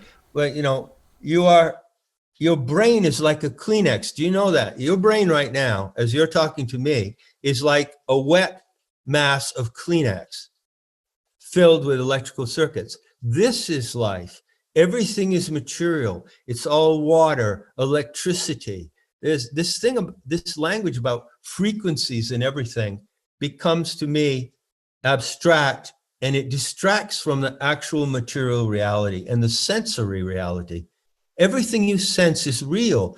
There's no illusion in Sophia's dreaming. It's a living dream. But if you even say, oh, vibration, frequencies, and all of that, and you talk about everything being real, then how would you argue that what you're saying, what you know of the gnosis and the stories and the texts found in Nag Hammadi, how is that real? How do we know that? And you, of course, talk a lot about Sophia. And how do you really explain the concept of Sophia? You talk about it being a feminine energy. Am I correct in understanding that Sophia is a kind of representation of the human soul, but also the feminine aspect of God? No. In whatever way God can be explained. No. Yeah. Sophia is the earth. Gaia. Her body is the earth. The air you breathe in the biosphere is part of her body. You're breathing her body. You're a cell in the body of the earth. She's not some representation of something otherworldly. She is our world. She is your life. She is your mother.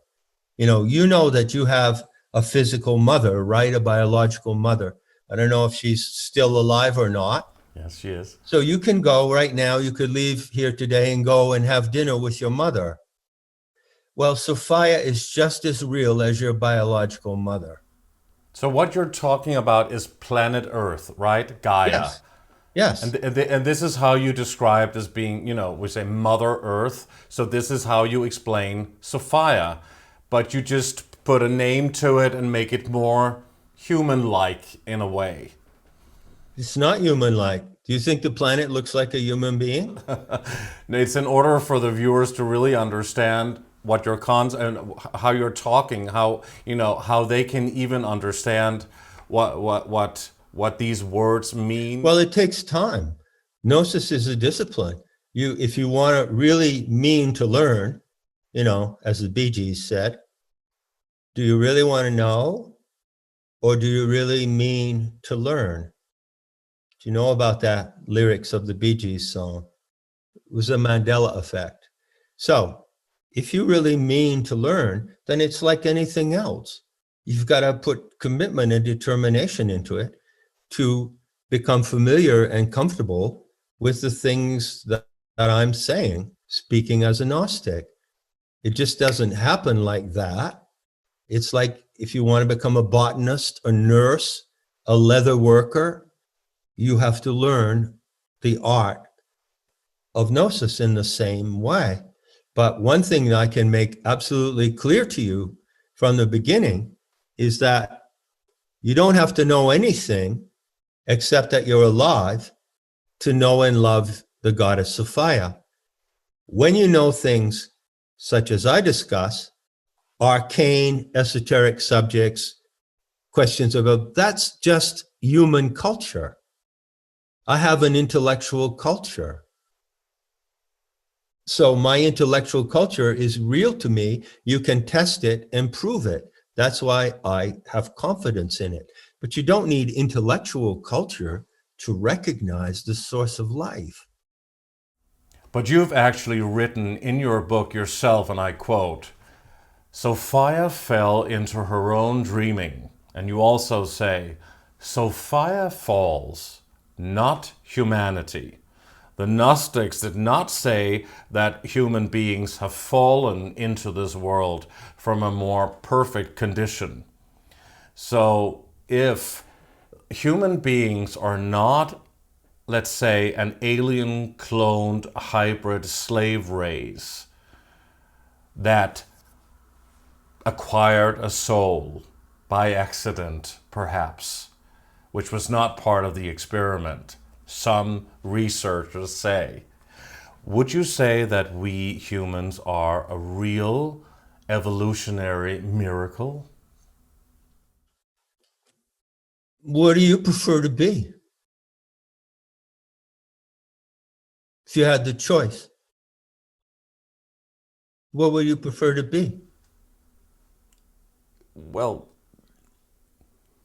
a magnificent expression of a living dream, of a sublime, feminine, divine power that is present around you all the time, that reaches you through her frequencies, that you can reach and meet?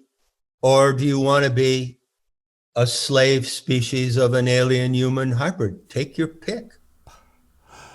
well, definitely not. But what a lot of the people who even talk about this, human beings being a cloned slave race, they also said that something unexpected happened, which they did not know would happen back then, and that was that human beings acquired a soul, and that a soul entered the body, and we got something called empathy, and that from that we became more organic, and that it is basically consciousness in a soul that takes, and we take form in a physical body until the soul leaves the body. Hey, show me the evidence. Do you have empathy? You, Lucas. Of course. Have you ever met anyone who doesn't? Yes, I think we all have. Those are the psychopaths and the archonified human beings.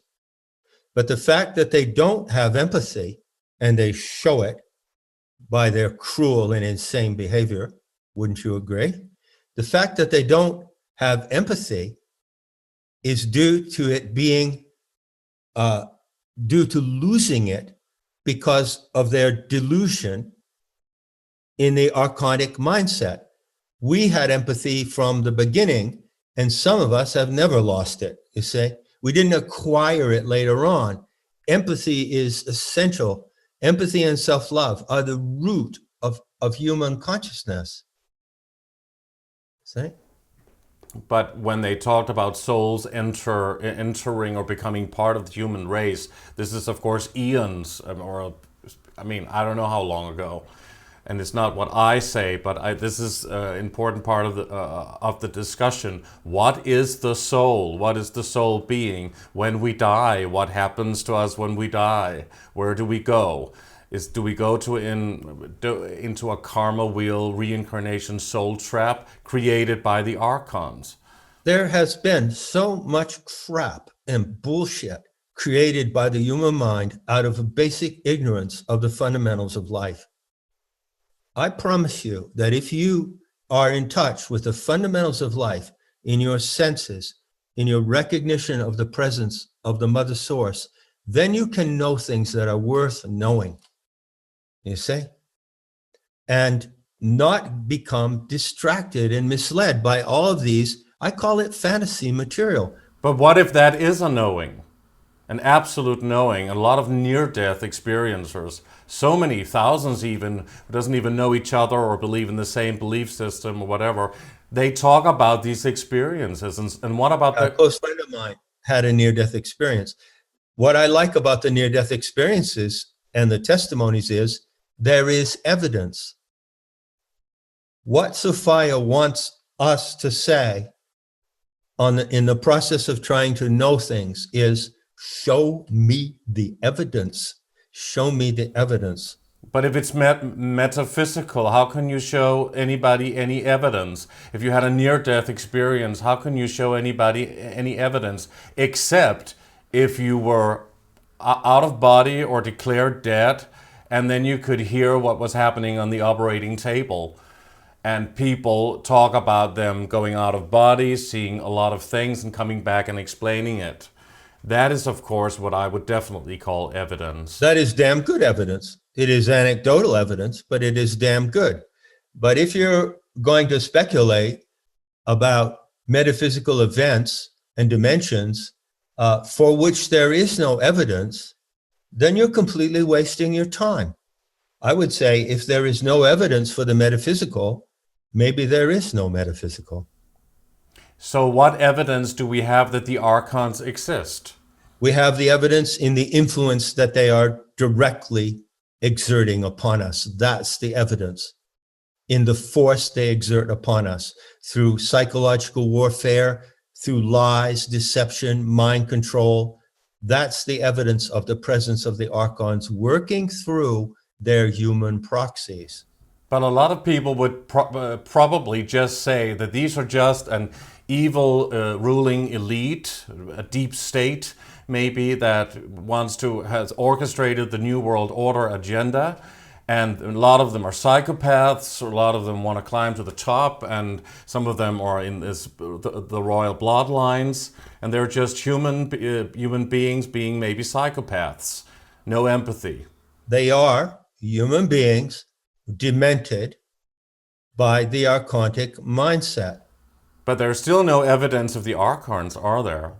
There are of the ruling elite and of, them being not very empathetic. Their presence and their behavior is the evidence of the Archons. Can't you see that? But you were just talking about that. What evidence do we have of the metaphysical and what is happening when we die, and other realms as well, and an alien species maybe. I mean, that a lot of people also in this field come out and talk about.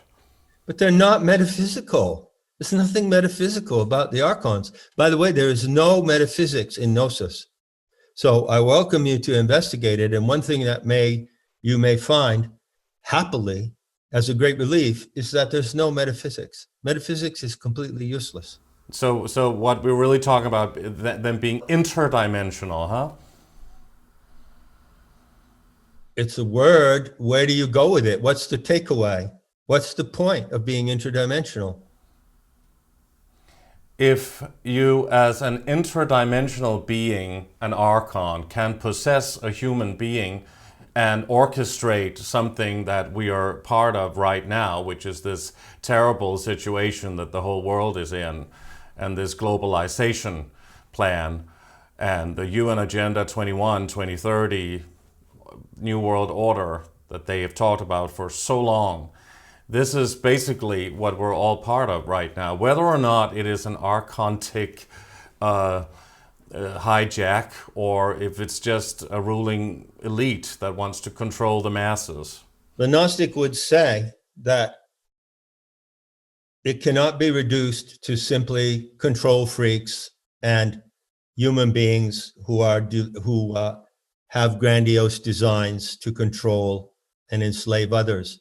The degree and magnitude of this evil, human evil, is such that there is a non-human factor in it. So if we were just left to ourselves without the archonic influence on this planet, we would never have come to a moment as dangerous as this, because human beings in their own nature cannot do that to each other. There has to be a paranormal element working in them to bring them to that behavior. This is a really strong point that I made in Auden's image. So you would say that psychopaths and sociopaths does not exist in the way that psychology explains it. They are possessed by archons, or are archons in human form.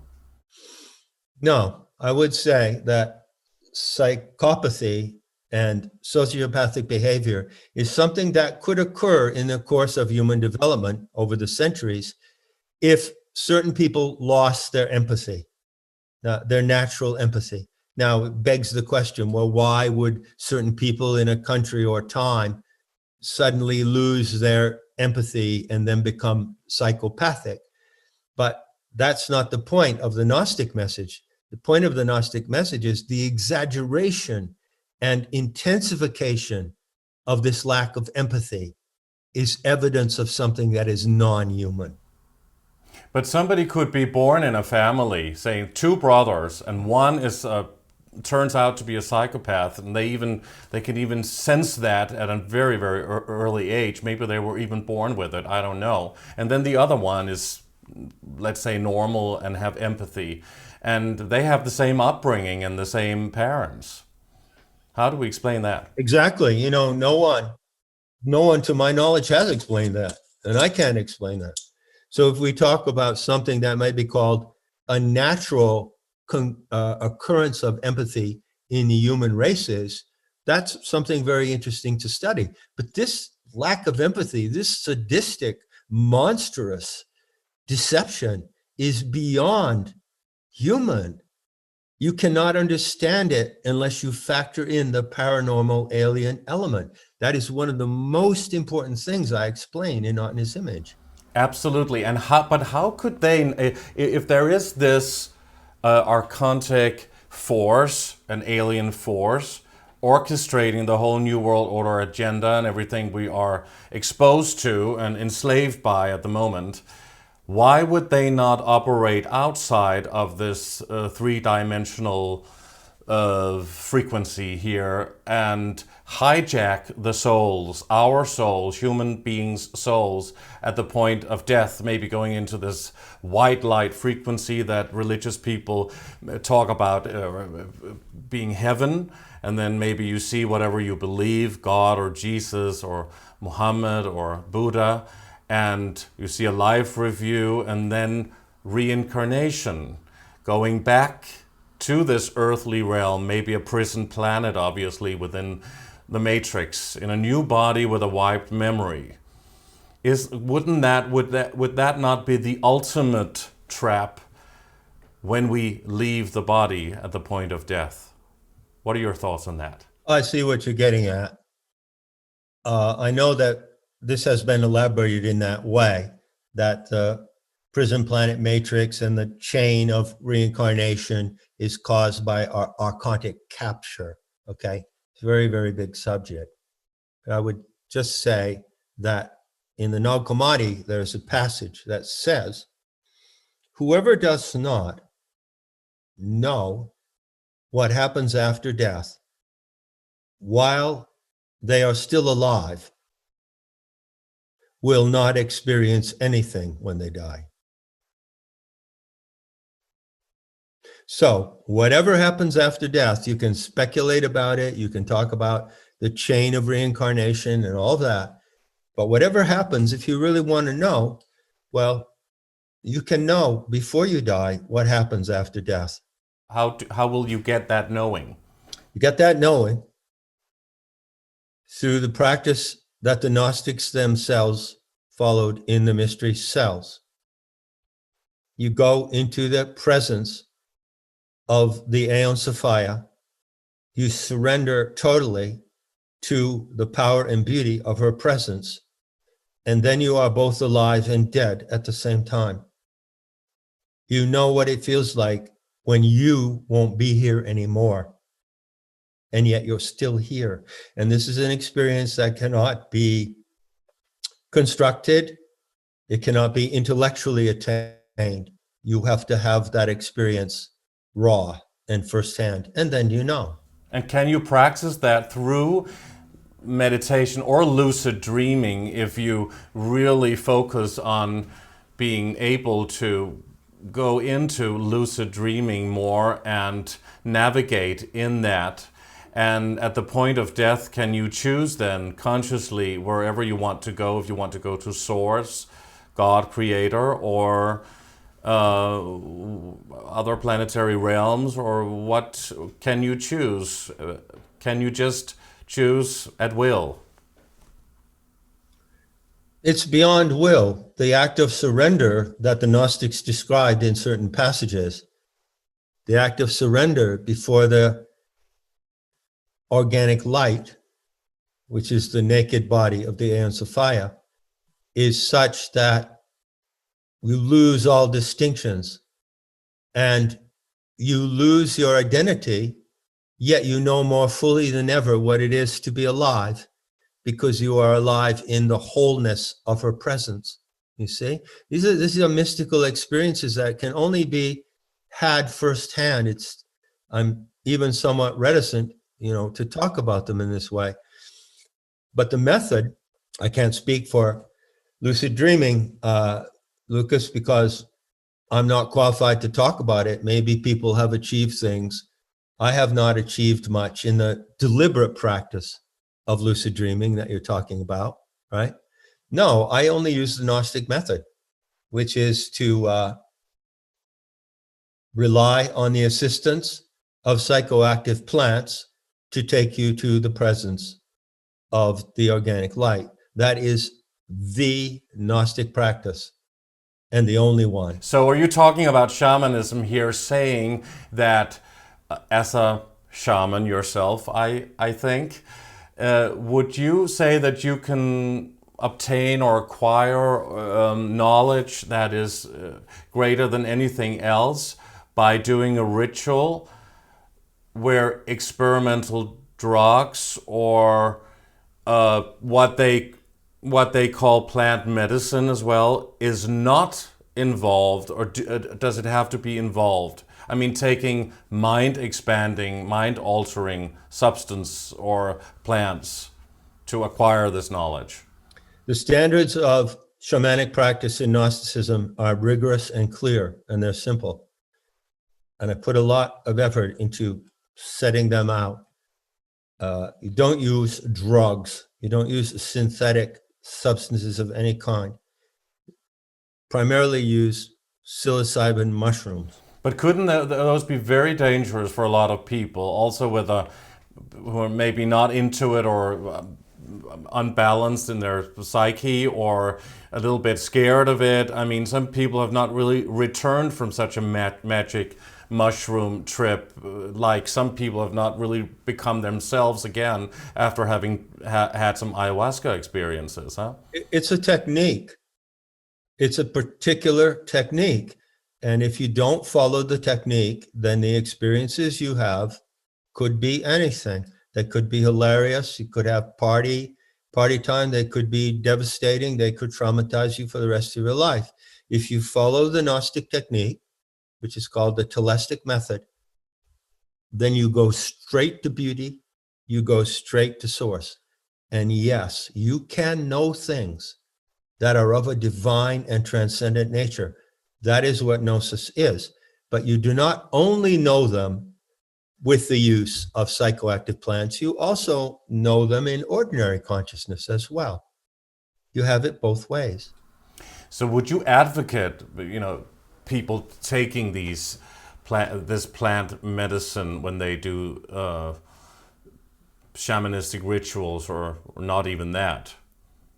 No, I would not advocate anyone consuming psilocybe mushrooms unless they do it in the rigorous technique of this practice. I am completely against the recreational, reckless, and aimless ingestion of any substances, be they natural or synthetic. I'm completely against that. So please also explain to the viewers, what is Telestic? What is a Telestic? Telestic, I think it is pronounced. This also goes into ancient mysteries, right? I've sort of I discovered the word teleste in the Greek Gnostic material. I'm very happy to say that I've been able to restore it and bring it into current parlance. But people use it today, and they know what they're talking about. So it comes from the Greek root telos or telos, meaning aim, purpose, objective. So the telestes, that's the singular name, is someone who is aimed. They have a purpose. They have a goal. And the teleste is the plural of that name. So the Gnostics called themselves teleste, meaning we who are aimed. They did not call themselves Gnostics, which was an insult of their enemies, and it means a smartass or a know-it-all, like me. See? So it's important to know what they called themselves and not what they were called, sort of like with the Nazis. You know, it's important to know what they call themselves and not what they were called. You've said and explained that, in your opinion, Satanism is not real Satanism in the way that has been corrupted by the Bible and perhaps used for control purposes by the church. You have talked about something you called salon Satanists. I guess horror mixed with gross and opulent decadence used by the Illuminati in rituals and in symbolism. And you talk about Lucifer, the satanic hero. But if Satanism is not what we are led to believe, then what is Luciferianism and Saturnian Satanism? Well, you know, suppose you and I are a couple of detectives, and a boss comes to us one day and he says, okay, Lucas and John, I got to put you guys on a crime case. This is a very difficult case. You have to go solve what Satanism is. And we say, okay, we're up for it. We like a challenge. But, you know, the head of the department, the head detective says, well, I'm sure you two can do this because you're pretty smart guys and you have a passion for the truth. But I have to tell you that you have to go and start over there in that room. And over there in that room are files and cases and documents and testimony that have been accumulated for hundreds of years about Satanism. So we go over and we go in the room and we look around and we think, what?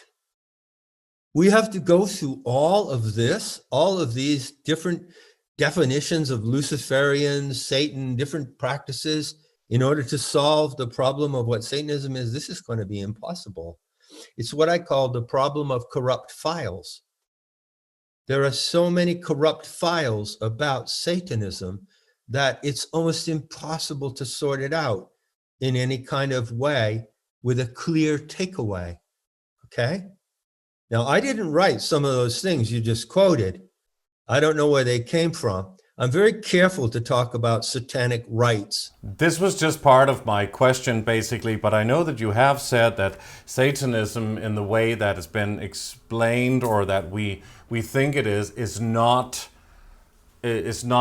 really true. And you talk about the satanic hero. You've also mentioned Lord Byron and his decadent lifestyle. Yeah, I did a whole series on YouTube called The True Lucifer is Sophia. And I talked about the Romantic movement and how Satan, the mythological Satan, was like the archetype of the rebel. You know, this is just one of the tropes of Satanism. There are so many tropes. You know, there's the parasites who eat children for adrenochrome. And then there is Lord Byron and the Romantic poets who are these stylish, brilliant intellectuals who are satanic in the sense that they are against all authority. You know, it's a huge... But why is that satanic? It's satanic because the word simply means adversarial, a rebel, to be a rebel. Really? It does? Yeah, that's all it means. It's all it meant to Byron and the people of his time. That's all it means. The other heavy-duty associations attached to it belong to all those files in that room, you see? But basically, I want to go back to a point that I made. If you want to know the root of Satanism as it operates in the world today, go back to 1666 and the Sabbatean Frankish heresy. That is the concrete, volatile expression of Satanism, and the evidence of it is everywhere you look. So I would say, go to the most immediate problem of Satanism. That's it. And that's where you will find the reason for, let's say, the Illuminati and those deep state factions doing these satanic rituals and the symbolism that we find all over, basically. Yeah, if they are doing them, I myself have not seen what I consider to be 100% convincing evidence, 100%. But if they are doing them, what are they doing? Are they doing them because they are worshiping a bat-like, goat-footed figure who lives in another dimension? No, you don't need a bat-like, goat-footed figure in another dimension to be sick and demented and psychopathic. It's within human capacity under the archontic influence. They're just playing games. They're ugly, cruel games, but to my mind, they're just games. Yeah, but they're doing them, and they're doing them to children. Yes, they are. I totally agree. I think the evidence for that is convincing. You've even claimed that the ritual during Christmas, well, Christ Mass, you say that the little child Jesus that people worship, Christmas, Christ being born, that's actually a tribute to child sacrifice. That is true. I did say that. Christianity is based on child sacrifice, and so is Judaism. And that's in the evidence. It's obvious, because that child in the manger, you're supposed to imagine it as being the perfect human, right? Perfect innocence. But what happens to that child? It gets tortured. It gets pricked by nails. So why is the divine, beautiful child sacrificed? It's simply another version of child sacrifice. The archetype of Christianity is child sacrifice. And it's so wrong. It's so wrong for us. But why do you think those elitists are doing these horrific rituals then? Because they're insane, man.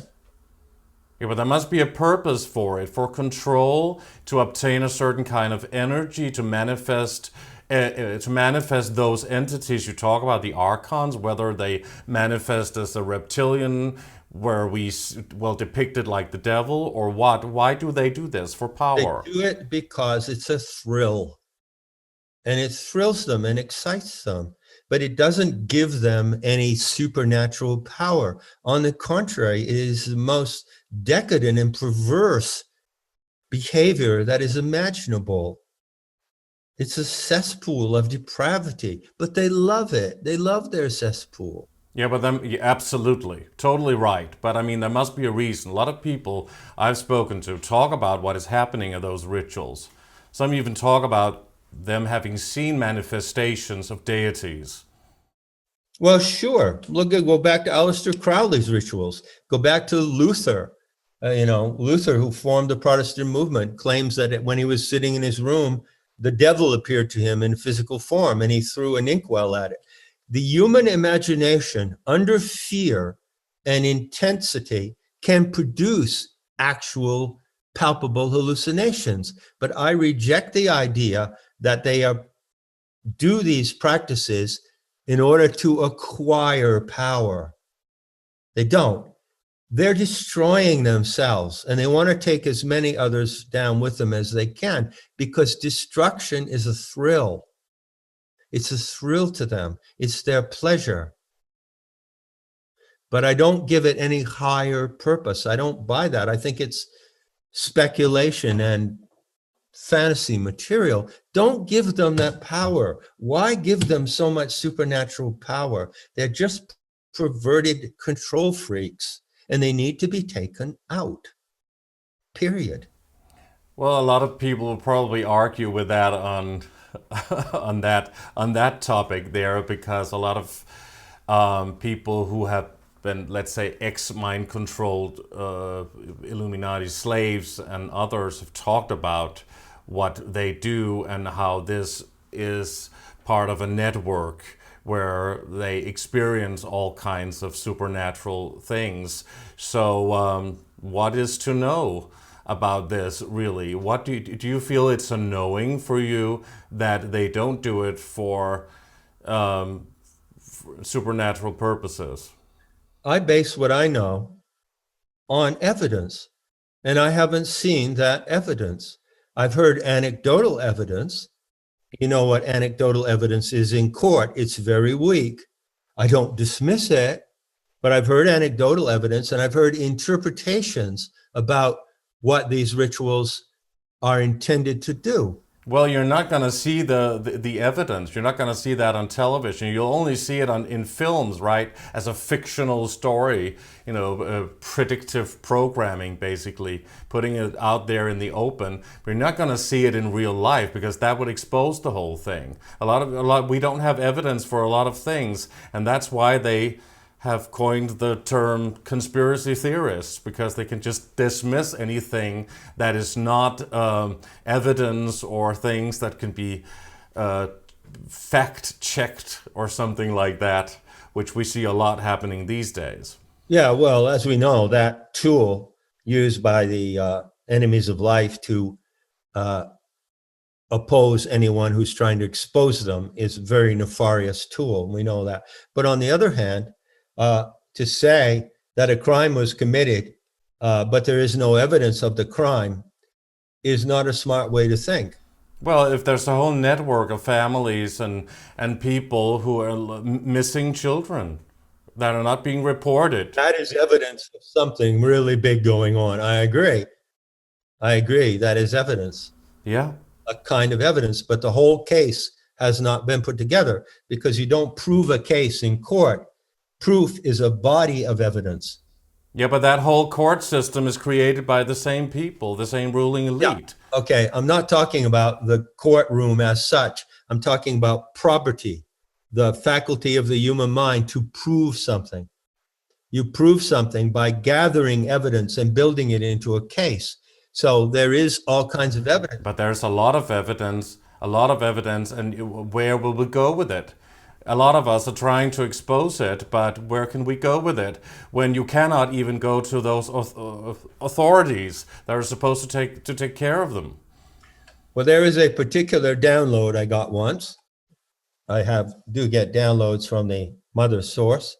It's one of my pretensions, one of my claims. And I got a short and sweet message from one of her powers, known as Bhairavi or Sekhmet, who represents the mother rage, the protective rage of the Earth Mother. And that message was, freedom stands at the end of secrecy. So we could talk for 4 more days about all the things that we suppose might be done in secret. But freedom comes when that secrecy ends. And I ask you this question: how is that secrecy going to end? And how soon is it going to end? Because until that secrecy ends, they will still have an advantage, won't they? A tremendous advantage. But I do strongly believe that secrecy is coming to an end. And this growing body of evidence you mentioned is really important. And I don't discount it, believe me. I don't discount the evidence as far as it goes. I mean, we certainly could go on for a long time, and we have just about used around 2 hours now, and I would maybe suggest that we do another interview at some point soon, because there are still a lot of things we didn't get to cover in this interview, so it would be wonderful to have you on again so that we can cover more at some point.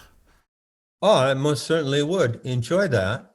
Could I perhaps propose something that I would like to do as in the course of our conversation? I would like to talk about my school, Nemeta, and what is a modern mystery school today. and how it works and about the practices of Gnosis, because that's the solution to these things. And I like to balance out a conversation. We've talked a lot about the problem and we've done great, going like wildfire, but balance it out by talking about the solution as well. So if we could do that, I would be most delighted. Absolutely, I would love to do that. And we can also just, end this interview. We always do that by asking, what is your most important message for people watching this and for the world at the moment? And I get the feeling that you really think that there's hope, and this is what we all want, and hope for that things can change for the better, and hopefully as soon as possible.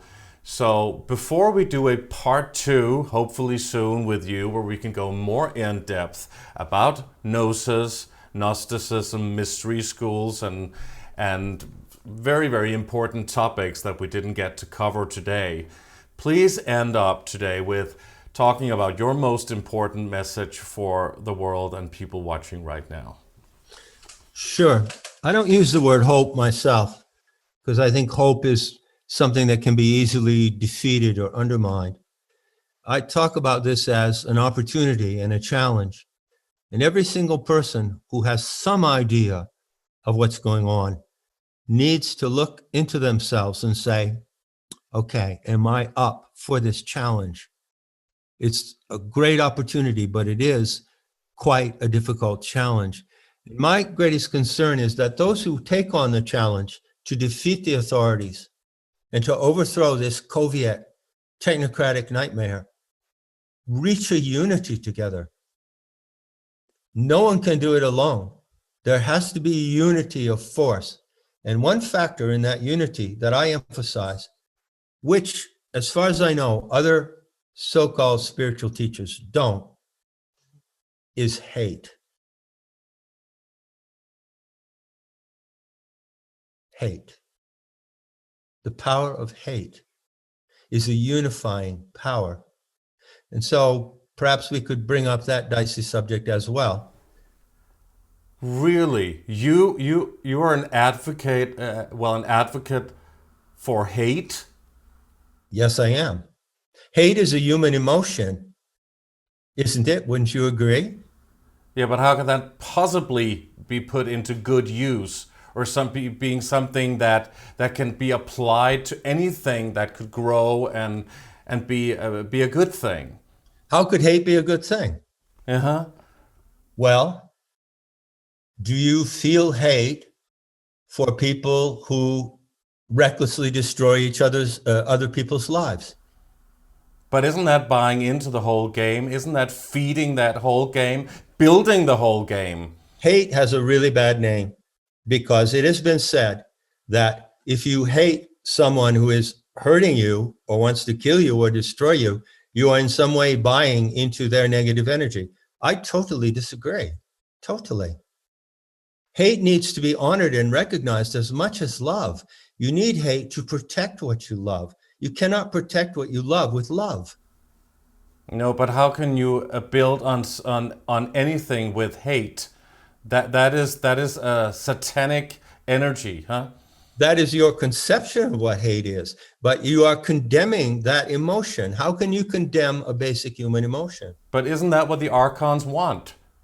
Then they got to you. Then they got you, didn't they? Then they can really feed on you and work through you. This is what the New World Order elitist wants people to do. Now they also want, through the Hegelian dialectic, to divide and conquer, split people snitching on their neighbors at the moment. This is hate also in full swing. But it's not the pure power of hate in its pure sense. The Archons do not use hate. The Archons use deception. And by deception, they get people to hate each other, as we see with the masked and the unmasked. You see? No, I'm talking about the moral power of hate. Hate is a moral factor in the human animal. Do you hate deceit? Do you hate liars?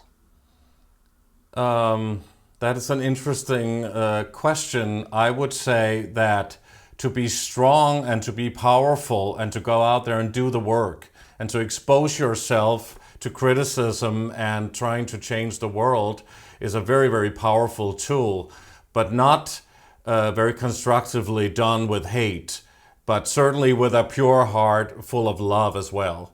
Definitely with love. Can't there be hate in a pure heart? You see, you have a categorical definition of what hate is. It's bad, it's to be condemned, it's to be rejected. Who taught you that? Or is that something you genuinely feel? So how would you define hate?